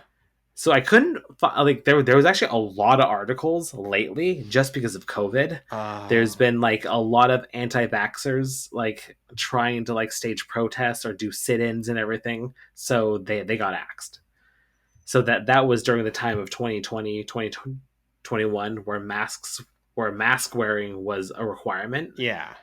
which I'm in an area which it's not required anymore. I don't know what California is right now or Washington. I would imagine it's still pretty extreme there, right? It's dying down significantly. In fact, I'm not saying where it is, but I've started teaching a additional section of one of my classes at a new venue location, and the location has like just this week stopped wearing masks, and I would say this is probably one of the most extreme locations. Whereas restaurants and even the school I teach at have lowered the restrictions, have made it kind of voluntary if you want it or not. So it's been relaxed, but it's still kind of there. And I thought it was interesting that this new place just like literally like this week started saying you don't have to wear it. Nice. But you know, That's good. Yeah. I think where that law comes in, saying that if they are distracting or interfering with others, the notion of the mask isn't to keep you safe; it's to keep others safe. And the notion is, if you're sick and you sneeze, you can imagine if you don't cover your mouth, how much spit goes out into the atmosphere. Yeah, Versus, it's supposed even if you cover yourself, it's supposed to like spread within like 3 to 4 feet around you. yeah, exactly. And it's like double or triple that if you don't cover. So, yeah, the notion is that it's being polite so that if you're asymptomatic or if you haven't started displaying symptoms yet, that you're not going to be the jackass who gets other people sick because you went out without knowing. And so, I try to wear a mask still when I teach because I'm around students so long that it's still that notion that, I've kind of started backing up on this, but I would feel really bad if I went to school and got 10 kids sick because I didn't realize I was sick when I went. But if we were all in the habit of wearing a mask, then, I wouldn't have to feel I was guilty. So, that's me. I don't know. But yeah, I could see with the wearing the mask, then other people would say, hey, I feel uncomfortable because their uh, choice to not wear the mask is putting me at risk, putting everybody else at risk. They are making a personal choice that is interfering with other people's meals. Well, it was also just a public mandate at the time, I'm That sure, too. too. It's a mandate. Yeah. All right, but anyway, I did find another story where some police officers actually in Tacoma, Washington, were kicked out of Cheesecake Factory. Oh. This was interesting. So, back in 2016 in Tacoma, Washington, employees misinterpreted the Cheesecake Factory handbook and denied on duty police officers.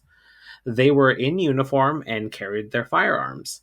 So once they were brought to their table, some employees kindly asked them to leave due to their firearms because I think I've seen signs in some cheesecake factories where it's a no gun zone, Yeah. where there are signs specifically saying no guns allowed, regardless of if you have a permit or anything, no gun zone. So the employees kind of just took that to heart and saw the police officers kind of with their guns like strapped on their sides. And they're like, hey, we have a policy, no guns, we can't have you here. So they were kindly asked to remove. And then afterwards, management reached out to the police to apologize for the misunderstanding because they're what's it? It's not an amendment. It's like in the policy, there's like a little subparagraph excluding police, basically saying that they on duty police officers do not apply to this rule. Oh, what's that called? A amendment Exception. almost, or Yeah. some commandment, not commandment, but a change. I guess part of that makes me wonder, like, do police often eat out at like sit down restaurants while they're on duty? I've actually when I worked at a golf course, a couple of times a police officer came while he was on duty. He had his gun, he was fully in his badge, came up to the counter, ordered a burger, sat down and ate.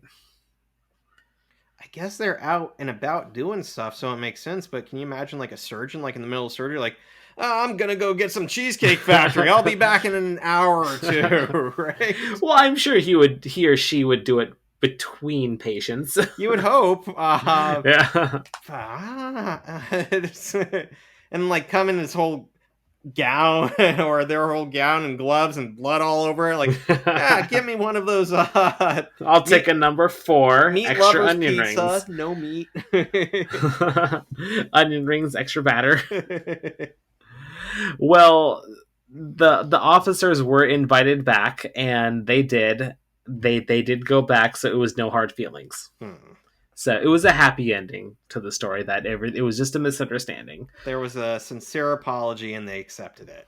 Yes. Nice. All right, and that's what I had. It's a good. That's good. All right, so we are where Penny brings out the food, and Sheldon has yelled at her supervisor apparently. So he's gotten his burger, but she dares him to eat it.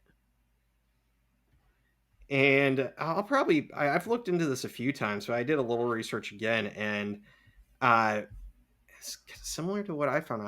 I think I wrote this down more to get your impression, but it's really more of an urban myth that waiters spit into food. Like they say it happens, but more often than not, it's usually a friend of a friend.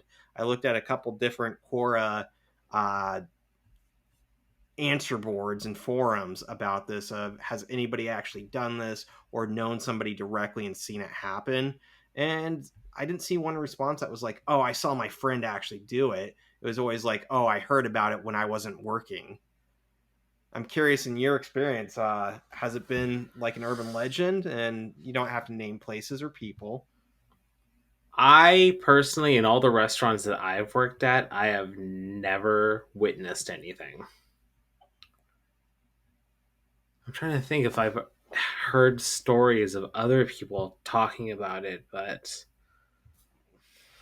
yeah. So what I found was that it is more of an urban legend and rare. I'm hoping it hasn't happened to me, but I don't think Penny did it. I think I don't think that she would do that. Yeah, I think she was.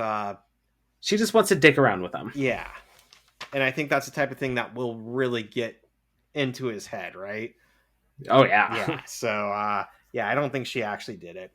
All right, so we move forward, and Raj and Howard are at the house, and they are at the apartment, and they are online.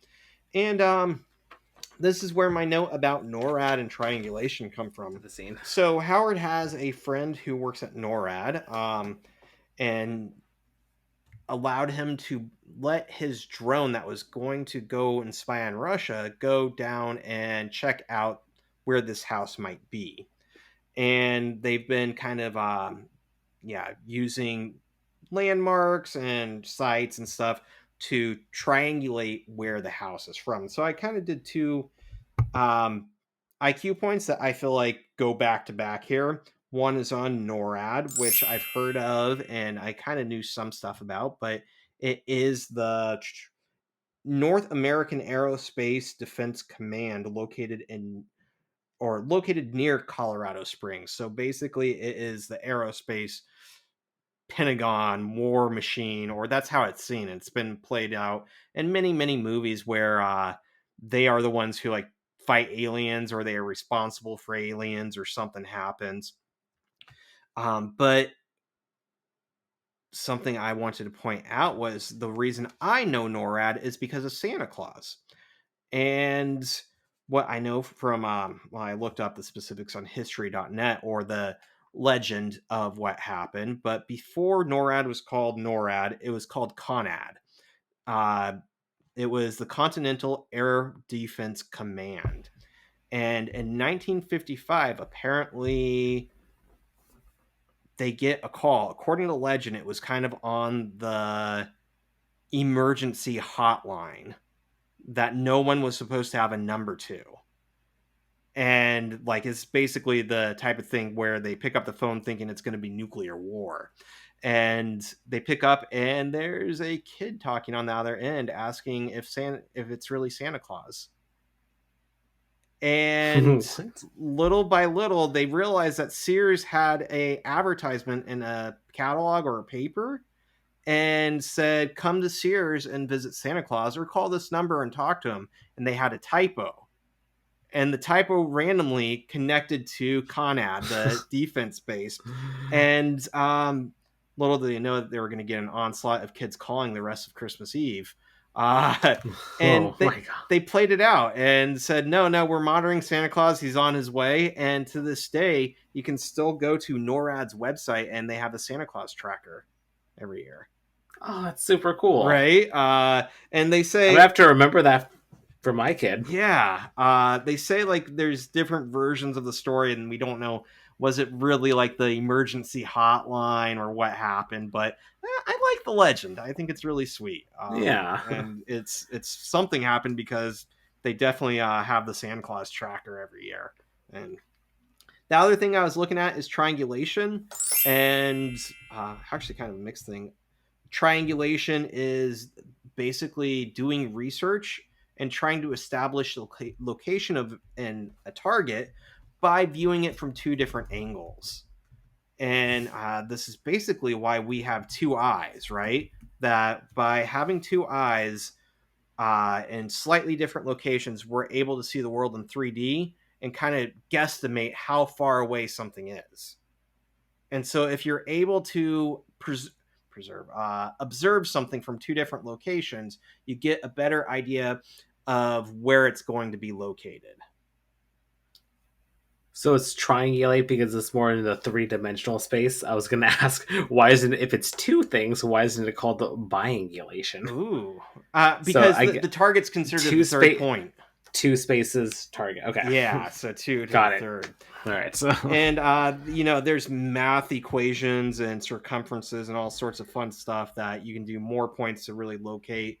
And they use it for, I guess, radio signals, and then I guess the big one is triangulate locations of cell phones by looking at multiple, I guess, radars. They can track down where is the cell phone frequency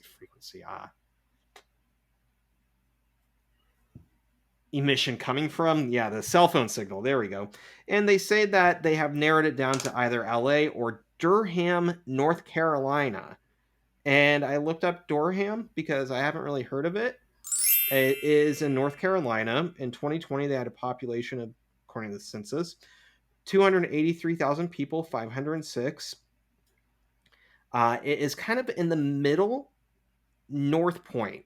It's kind of towards the north. It's not the northernmost area or county, but it's towards the north, and it's like basically in the middle. Apparently, it was a railroad depot and starting in 1849. And this is where things get kind of weird. It's known for Duke University and North Carolina Central University. Duke is in Durham? That's what it says. That's what it said. Yeah, I'm going to double check this just so I'm... Is this a separate IQ point? What is where is Durham? Yeah. Or is this just part of triangulation? I'm going to say it's a third one. We had NORAD, we had triangulation, and now we have Durham.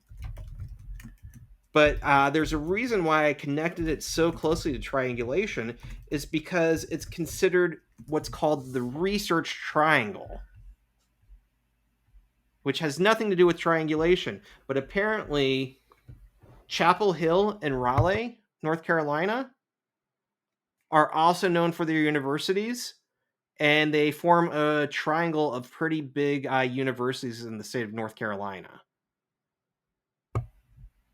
And I had no idea Duke was there, but yeah. No idea. Yeah. No clue. So that's Durham, and I couldn't really figure out why they might have triangulated it to North Carolina, but I thought it was interesting that... I feel like triangulation and hacking is like this TV show and movie trope where they just like, I'm going to hack into this, or I'm going to triangulate the signal, and they just automatically... and everybody apparently knows how to do that. Yeah, and if you have a keyboard, you're able to do it pretty easily. You just need to know how to push and mash the keys in the right format, right? Yeah. Click, click, click. Control-Alt-Delete, and you get a triangulation. Ha! Pinpointing location. So, yeah, they're working on finding that house. Penny comes in because she can't get online, and we find out that Sheldon has blocked her with a video saying, well, belittling her, right, and her internet uses. And Leonard says Sheldon is one lab accident away from being a supervillain. Very true. Very true. In fact, he starts laughing like a supervillain later, which, again, like you said, they really push him off to be the bad guy here.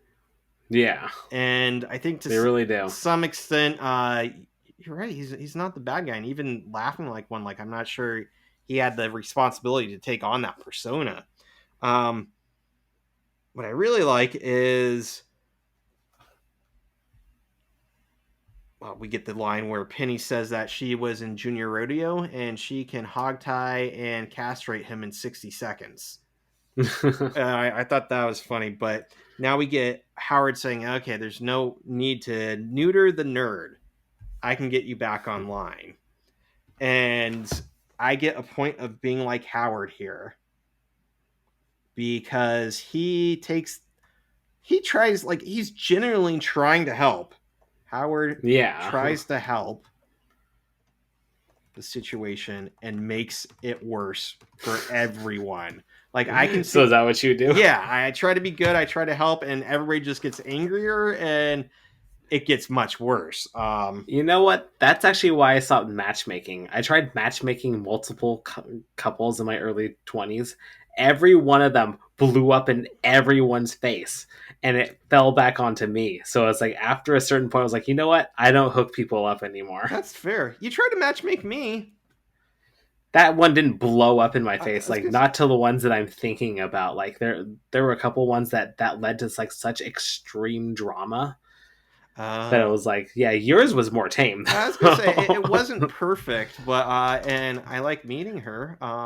It just that was more of like, hey, you're single, she's single. Let's just see what happens. No pressure. And nuclear meltdown. Yeah. What were you thinking, Rob? 3 strikes on the first date. 3 strikes. We're all banished now. Yeah. So he gets a video saying that they all have strikes, and Howard needs to take the class again.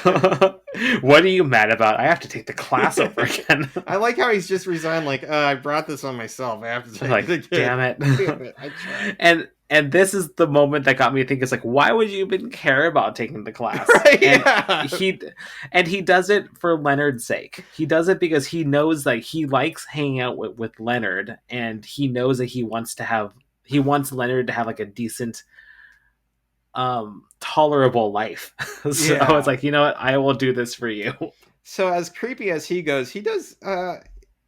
He tried to help, and like you said, he's jumping on the grenade, saying, "Fine, I'll take the class too." I'm liking. I like the idea that he's got a character arc that's going to happen. He's not just all creepy guy. Yeah. And so in the hall, it's the hallway. It's laundry night, and Penny's waiting for Sheldon, and he goes downstairs to find that she is using all the washing machines. Well played. Well played. Or was it? I don't know what she was thinking to leave her laundry there. I've learned the hard way that even like at college apartments, if you leave your laundry unattended, somebody's just going to come swoop it out and take your washing time. Yep. And well, wait, has that ever happened to you like mid-wash? Yeah. Because they mid-wash? Yep. That's fucked up. Yeah. Penn State. Classy. But yeah, the places that I've like when I was in college, they had locks on them. Like the moment you kind of the washers had locks just because you don't want water splashing everywhere, but then the dryers didn't have locks. Was it a top load or a side load for the washer? Side. Because these were top load washing machines, so it didn't need a lock. You just like open it up and the water is all in the basin. That's fucked up though, that they just pulled your stuff out all wet and everything like that. Yep. Did you get there early enough with that their stuff was still in there? I think I was gonna say, I didn't do anything. Should have swapped it. Oh, you're too good of a person. The washing machine was already done, so I'm like, I don't remember what I did. I just remember the notion that throwing some more detergent. Yeah, they stole, or like just bleached it all. Yeah, just throw your tacos in there. I guess I'm a petty person. Sorry. I think at this point in my life, I probably would have done something more, but back then I'm just like, who does this? Like, yeah, it's like, what's your problem? Yeah, and it was expensive too. It was like $2.50 per load, per wash, per drying. So $5, all in quarters. Oh God. It was just such a bitch to do. Oh man, I hated that. All right, so yeah, she gets what's coming with her clothes are all gone, and she rushes to before that, there's a nice LOL moment where Sheldon just has that rage in his face. And he's like, "Woman, you are playing with forces beyond your ken." Oh, yeah. And then Penny says, "Well, your Ken can kiss my Barbie." I like that line. That was good. Ken can kiss my Barbie. She runs up to his apartment with an empty basket. And I like this little note that she does his thing. Yep. She knocks Sheldon, right? Yep. And he answers the door, and she's like, "Where are my clothes?" And he goes, "Well, I kind of remember seeing some female clothing outside." Yeah. I remember that there's a sign that says, "Do not leave laundry unattended." Yeah. So she should have seen that coming, but he somehow got it up on a telephone pole. And that's talent. Yeah, and I like this explanation. Is like, when you understand the laws of physics, anything is possible. Like, he's basically done magic in like the past 30 minutes. Oh yeah, he tells her this is where the name of the episode comes from. And I think you're going to need to get a stick and play Panty Piñata. Yep. Right? And she tries to meet him halfway. And this is where I was talking about earlier, that she does actually say, okay, I've done stupid things, you've done stupid things, and I'm actually adding a point for being like Penny here, because I am often a person who says, let's just make up. I understand that we're both angry and we've been kind of mean, try to meet each other halfway. Yeah, it's like, let's just make this water under the bridge. And then saying sorry. And I am so used to people saying to me, in relationships or whatnot, well, I didn't do anything wrong, or I'm not sorry. And it's like, wait, this has gone on for 2-3 days or more. Let's just And you're not taking any of the blame. yeah. Ugh. And in this case, Sheldon's definitely not taking the blame. Yeah. So I can understand Penny's, and maybe that's why I was so empathetic with her, is because I'm so used to fighting with people throughout my life who are like, no, I'm not going to take the blame. I'm not going to admit any fault. And it's just like, Arr. Like, you'd rather be right and disliked and resented than to just admit it. Yeah, and work with somebody and say, okay, we can both grow from this. Like, just be vulnerable. Just be vulnerable. Yeah. And so Leonard enters. Alex like, hey, you guys are talking again. And they shoot him that death stare. And then Penny declares that it's Junior Rodeo on. And Leonard goes, not Junior Rodeo. I know. I loved his response, how just weak and quiet it was. Oh no. Oh, no. And so later on, Penny's apartment, Leonard says this needs to stop and gives her a piece of paper. And she's... Oh, but before that, like, I do love the interaction. Like, he walks in, she's taping up her poles and everything, and she just kind of stops and asks, wait, can telephone wire electrocute you? And I love just Leonard's response. He's just kind of he brushes it under. He's like, no, just moves on with the conversation. I love it when they do stuff like that. I should have looked into that. I think I was gonna do an IQ point, and I completely forgot to note it. But oh well, I did. You did? Okay, I want to hear what you got. Yeah, because this is actually one of the, in addition to the IQ point in the Griffin equivalency about air blow dryers, if they're more sanitary, this is one of those IQ points that inspired me for this podcast. It was always one of those things like that I thought, is that really true? And then just never looked into it. But this podcast has encouraged me to look into it. And that's why we deserve 5 stars out there. 5 stars. Break that 20. Well, I found this amongst multiple sites. Quora, which is just a forum, but that's why I cross-checked it with YouTube, creativesafetysupply.com, and hsewatch.com. So, can you be electrocuted by telephone wire by touching it? The answer is sort of yes. I was going to say... So, in this regard, not... She's probably safe, but I'll get into that. So that's why Leonard was confident in saying, no, you're not going to get electrocuted. But in general, can telephone wires electrocute you? The answer is yes. But, so you can be electrocuted by telephone wires and die, but only in very specific instances. So just merely touching the wires, most likely you won't. I say most likely because if the lines are set up correctly, it'll never happen. But if there's some sort of human error or some sort of natural disaster, like if you touch it during a lightning storm and you get hit, yeah, you're going to die because it is carrying a certain level of voltage. So in order to be electrocuted, you must complete an electrical circuit. So if you make contact with one line, you're fine. But if you make contact with the second line, you're doing what's called completing a circuit. Then the electricity is going to start flowing through you. So if you just touch one of them, yes.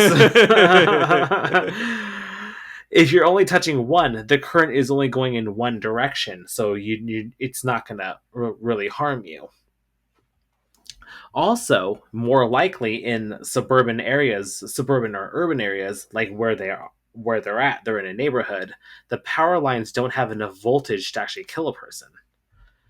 So it's hard to put a number amount of voltage required to kill a person because it's all kind of just based off the person and their like, how much body weight there is, how much muscle, how much fat, all that kind of stuff contributes to how your survivability of being electrocuted. It's like you can fall from a 3-foot ladder and die, but it's probably not going to happen. It's just a whole bunch of possibilities, Factors. Yeah. factors. Yeah. Yeah. But a good rule of thumb is about 2700 volts. So back in the day, when telephone wires were actually telephone wires, these days they're more of utility poles for just standard power and electricity. But when phones actually ringed like what they would do in the past, wires were made of copper. And in telephone wires specifically, they were usually only about 40 volts in range. However, when the phone actually rings and electrons are flowing through the wires, it jumps up to about 90. But nowadays, phone lines are made up of optical fiber and are usually covered in plastic for safety. So it's kind of an interesting thought, like back in the day where telephone wires, your phone literally rang. Like it Mm, actually felt an electric current that actually vibrated your phone, and that's why it ringed. You don't really get that anymore because it's the old school phones. yeah, it's all digital now. I grew Yeah, so up with some like that though. I never did. Really? That would be really cool. Yeah, like not to my recollect, like from becoming more conscious in life, it's always been like more digital. Like my mom had like a Mickey Mouse telephone that had like bells in it or something, and when it rang, it would. That's cool. I remember it from when I was really young. Bring those back. Bring back landlines. I was thinking about this because that you say that they're less powerful than actual electrical lines. That it is different, a different circuit and network um, than actual power lines, and that when your power goes out, if you have a landline, there's a good chance it's still running. And Yep. people don't realize that like the telephone can be like you don't necessarily need electricity going to your house to make a telephone call if you have the landline. But when I lived in Nebraska and had DSL, the wiring in the house and the telephone wires were kind of wonky and set up wrong, and I had to put in some new telephone outlets. And I shocked myself a few times on it, and it was kind of a good Oh, lesson that, yeah, not enough to kill me, but definitely a little snap there, a little shock. yeah, a little shock. Wake you up a little bit. Yeah, I'm like, whoa, am I really Yeah. supposed to be doing this? Yes, I'm gonna keep it up. Oh, I kind of like that. This has awoken something in me. Wow, I have a kink now. Well, these days, the power lines that power up homes usually sit around 230 to 380 volts, which is probably what is outside of Penny's apartment. Hmm. So more likely Penny won't be electrocuted because of circumstances, but if she did, she wouldn't die. She'd just kind of just get that jolt. Yeah. And just for reference, if you're in an area that has like the really large towers, like the really thick like wires, Yeah. those are industrial power lines. Those have voltages of around 345,000 volts. So that will definitely destroy you. That will do the trick. You have a kink, here's your kink. Yeah. Bam. Well, that's what I got for the IQ point. Nice. All right, so she's putting together her stick to try to get it down. And I like that she's resigned, like not gonna ask for help. She's just gonna do it herself with a freaking stick. Yep. And she gets that piece of paper and she's like, wow, this is intense. I do love how dramatic they are about with it. Yeah. And I think I have IQ point here about he goes, it will shorten the war by 5 years and save millions of lives. Did you look into that at all? No. I couldn't actually find a specific source for it. If you search it, it just comes up Big Bang Theory with references that it's referring to Truman's secretary, what's his name? Henry Stinson, uh, discussing the use of the nuclear bomb on Japan during World War II. And I couldn't find a specific clear reference that said this is him actually saying it, but it's usually reference to him in some way, shape, or form of why it's acceptable to kill so many people and use a nuclear bomb. I'm curious if he's going to be in that new movie, Oppenheimer. Oh yeah, Right? I saw that. It, Yeah. it looks, I think it looks fantastic. So I'm curious of how that's going to turn out.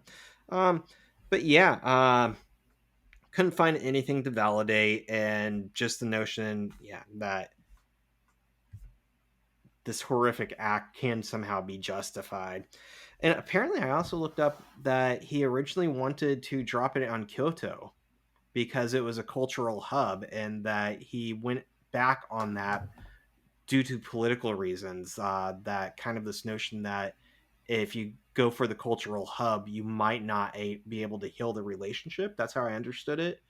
And so he picked Hiroshima, or pushed for Hiroshima, for other reasons, as opposed to Kyoto. And, yeah. So what I think is interesting is Kyoto.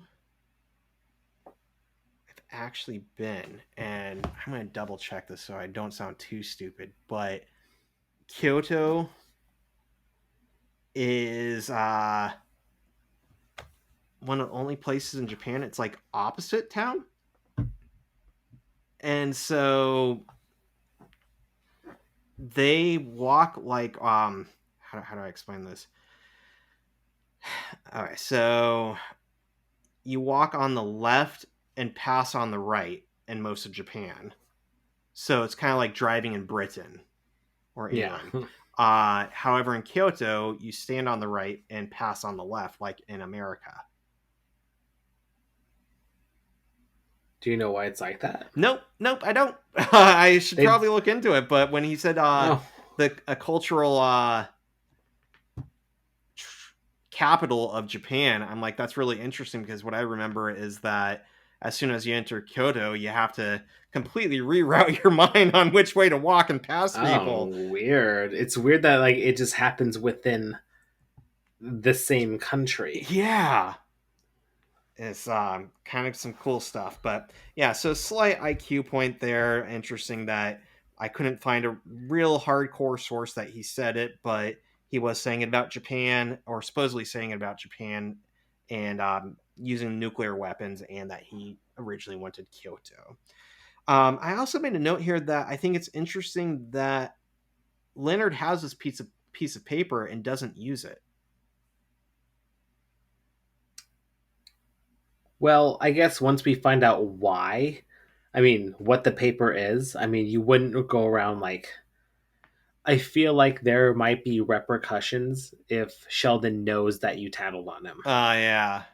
That And might be it, because if Leonard went running to Mrs. Cooper every time, then all Sheldon is going to do is rewrite the roommate agreement. yeah, that's really something that she's probably going to get irritated too. Like, why are you calling me again? You get to use Yeah. that once, right? So Yeah, and I think it's a little bit more I think Penny has more leverage on it because as being a woman and they're Texans, so it's more about Sheldon needs to be more gentlemanly. He needs yeah, to be more chivalrous. and hanging her panties on the phone line is not Is not. not the gentleman way. Yeah. So Howard and Raj are in the apartment and have Google streeted. Is that street viewed? What's the verb for Google streeting? I was gonna say something with map. I was like Google mapped it, but street. I guess it is Street View. They street viewed it, Street viewed it. the house, and they're like, we found it. And Leonard calls them out for being creepy, and they are. And Howard's fine with it. He's creepy. And I do like that he just like fully admits it, like, oh, you know what? If you use military satellites, robot aircraft to find gorgeous young models, then sure, I'm creepy. and that goes with him at the beginning, like, you really don't think she knows we're nerds? Like, Yeah. he owns up to it. Yeah, So he's very self-aware of what he is. yeah. And the phone rings and Leonard picks it up. It's for Sheldon, and we don't get to hear her voice. We just hear him saying, "Hi, Mom." And from his reaction, but Mom, she is yelling at him. Yeah, he reverts back to a petty child. Yeah, she's lecturing him, tries to defend himself, and it's not fair. He has to apologize. I like gets into the Jesus thing, and we've met his mom before, and Yeah. she's religious, but he's like, I'm. I don't think this is something Jesus cares about. No, I don't know what Jesus thinks about. I like it. He must know that it strikes a chord with his mom, so he immediately bowed down and was like, sorry. Yeah, like, Like, no, you're right. I don't know. I don't really know what Jesus thinks about. And he says, "All right, goodbye." And he asks the guys, "Did somebody tattle on me?" And Leonard, But no, Leonard already has 2 strikes. He would never do strikes. that. That was an LOL for me too. I already have 2 strikes.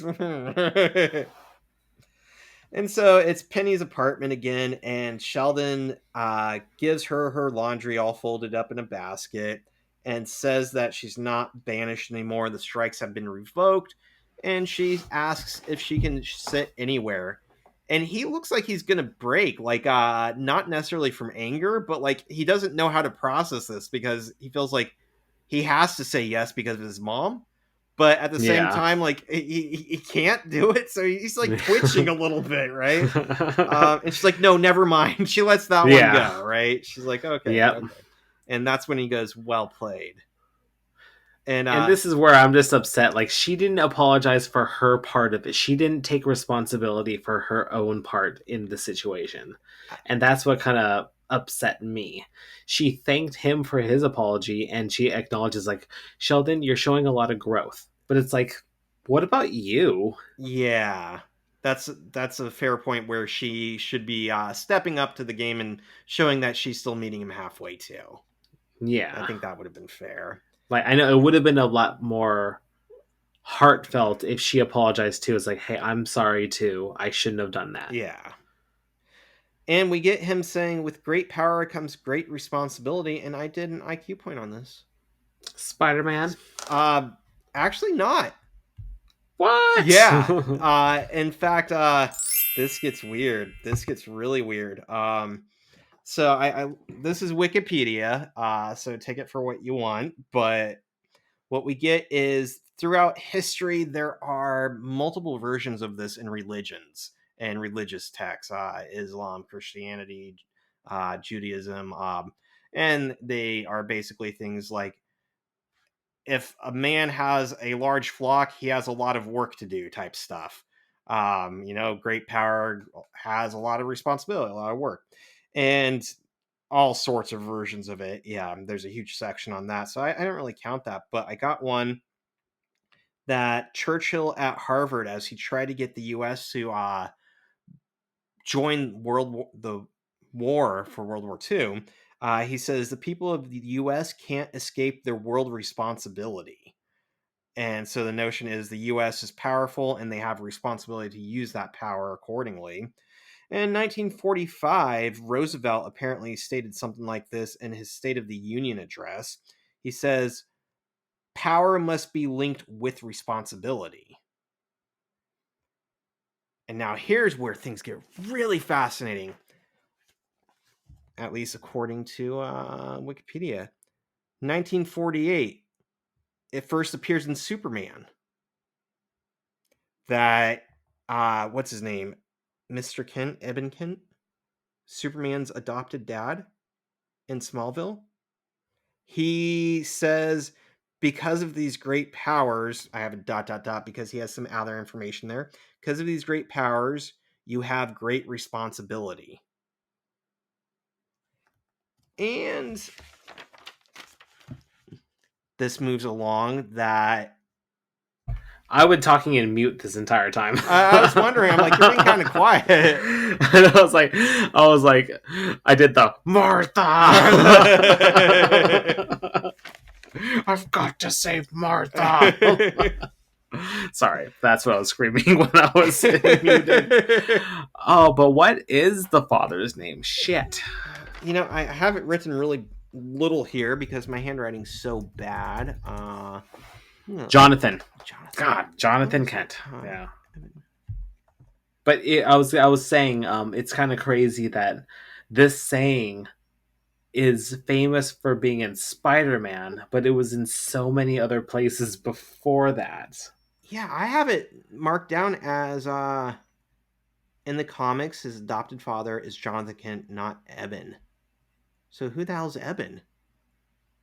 Eben Kent and his wife Martha find the 3-year-old boy in a spaceship taking him. He must be from the show. Eben Kent, E-B-E-N? Yeah. Or Evan. E-B. Are you saying Evan or E-B? B as in Evan? boy. A-N? Ian. E-B-A-N, Kent? E-B-E-N. Oh, Ian. So it must be from the show that he says it. Eben Kent. Or maybe we just found like a glitch in the Matrix and Superman has 2 adoptive dads. Or that, or it was originally Eben and they more modernized it by naming him Jonathan. Huh. Okay, Quora.com saying that he was named Eben in the TV show and Jonathan in the comics. Okay, so according to this, it's the TV show of Superman that said it first in 1948. Okay. And then Spider-Man first gets it in Stan Lee's Amazing Fantasy number 15 in 1962. And it's actually just the narrator. It's not a person saying it. It's almost as if Stan Lee is reading it to the audience. It's not Uncle Ben, as we've come to know. And the words were, and a lean, silent figure slowly fades in the gathering darkness above. At last, that in this world with great power, there must also come great responsibility. So the first time Spider-Man uses it in 62 is after Superman, the show, and is doing it like as a narrator, not a person saying it. 1972, apparently Ron Dante had a album called Spider-Man, a rock comic, and there's a reference that Ben said it. In 1987, Spider-Man vs. Wolverine #1 by Jim Osley, M.D. Bright, and Al Williamson, have a direct reference to Ben using it. But again, it wasn't actually made popular until 2002 with Sam Raimi's version of the movie Spider-Man with Tobey Maguire. So I had no idea. It's kind of weird that it's associated with that. It's so famous, yet it's relatively recent. Right? And that technically it didn't come from Uncle Ben's lips first, and it didn't come from Spider-Man. It came from Superman and other things way before that. Yeah. And I also like pointing out that in Amazing Spider-Man 2 movie, Richard Parker said it, not Uncle Ben. And in the 2021 No Way Home, Aunt May says it. And I think that's great because Spider-Man with the multiverse notion, it really works on different things can play out in different ways just on how a universe kind of spins into existence. Yep, the old butterfly effect. Exactly. So yeah, little IQ point on who actually said that. And then we get to the post-credit scenes. Raj and Howard have found their house and they're pretending to be cable guys. And I like the model's like, we don't have cable, we have satellite. And Howard's just like, yeah, that's it. Like, yep, I meant satellite. He's kind of gone to the point of being dumbfounded, like has no words, like Raj almost, right? Yeah. And then he claims one of the models is taller than every woman in his family. Yeah. And Raj is like, "What do we do now?" And we end with that joke that I didn't find very funny to begin with. Follow Mrs. Wallowitz. Yep. And this, I won't call this an IQ point, but long ago, well, not long ago, but back in episode 1 of season 2, the Badfish Paradigm, we actually did an IQ point already about what does the law say about secretly recording people. Oh And yeah, I thought about this, and I mentioned it in that episode too, of how this IQ point kind of coincides with both episodes, yeah. because they do allude to that Howard and Raj are going to start installing cameras. They did have like Camera they did gear. have like equipment and everything like that, that they're just going to be those creeps, just like in Revenge of the Nerds, where it was cute and fun back in the 80s, but now in the 2000s that's not very kosher. Yeah. I'm reminded. Have you ever heard of the movies, the VHS movies? Yeah, I actually watched the first. I think we talked about this. I watched the first one. It was really good, but really creepy. A lot of those short stories still are burned into my mind. There's, Yeah, I feel like that it's like means the it's a good opening. movie. It's like the opening scene with the guys being like fucking assholes, like going around like what 30 Rock calls it, what, shark tanking them, or like The, if you haven't seen these are I like them. They're horror movies, but they're anthologies. Each one has like 3 or 4 stories in them, and they're all found footage films from different years or decades. And the one I'm thinking, I want to say it was one of the more recent ones, like VHS 94 or something. I don't know. But it's kind of similar where these boys are spying on their neighbor, this really, really beautiful woman, and they have their younger brother set up a camera, a spy. No, they have him hack into her laptop or computer so that they can use the webcam to watch her. And it slowly turns out that she's like a mythical monster who kills and eats people. And I'm like, I think that's a good twist on that 80s cliche of boys spying on, well, we get a little bit more than yeah. you may not want to see what you're not seeing, right? Yeah. Well, anyway, if you're interested in that IQ point, I suggest you go back to season 2, episode 1, The Badfish Paradigm, where we talk about what the law says about secretly recording people. It's a good one. They Yeah, all it's are. actually very Everything we good. do is Every very, IQ point is good. it's good. All 5 stars. Yep. But then I looked at the two ladies that they show at the very end, and I was wondering if they were real models Yeah. from America's Next Top Model, and the answer is yes. They were both contestants on the show. The girl in the speaking role, her name is Leo Tipton, and the girl with the short hair is Samantha Potter, and they were both real contestants on America's Next Top Model of that year, 2008. Oh, Yeah. interesting. Yep. Well, I'm guessing the way you just said that, I'm guessing they're not going to be reoccurring stars, but I'm still curious if Howard is going to date a model. We'll find We'll out. find out. Yeah. And that's the That episode. was it. Yep. So now that we've kind of like talked it through, how do you feel about this episode? I see your point a lot more about Penny being not so great and that we're kind of Yeah. force fed to empathize with her. Um, I still hold Sheldon responsible for a lot of just being kind of a dick. He was a dick, though. He Yeah. totally was. And I think at the end of the day, like nothing's really progressed. I don't see any real character development.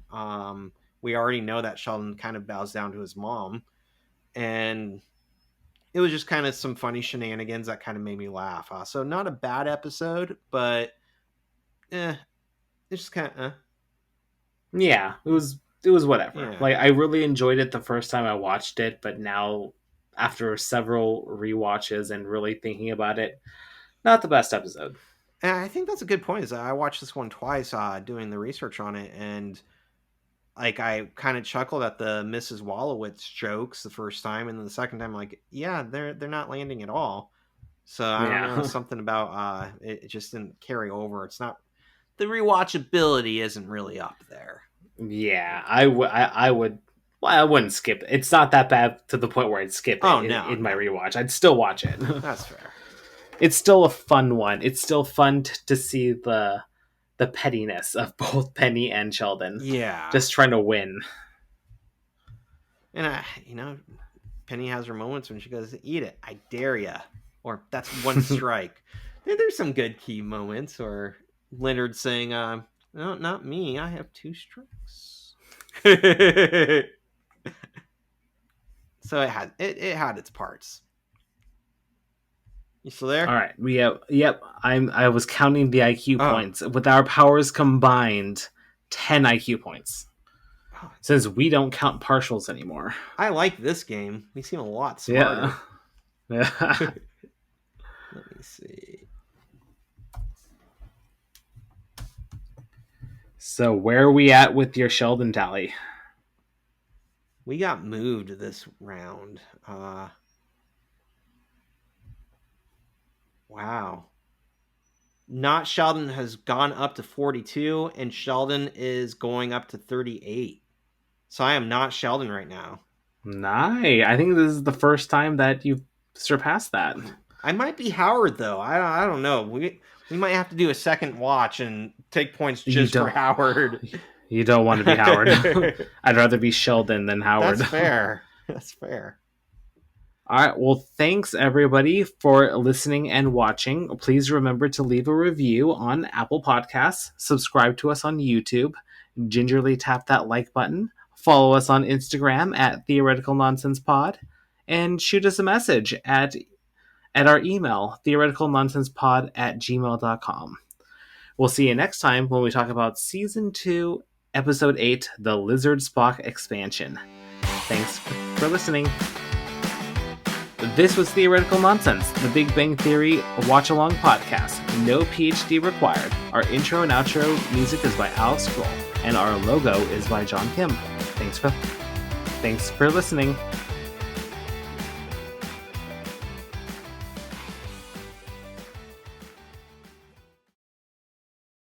One of us. One of us.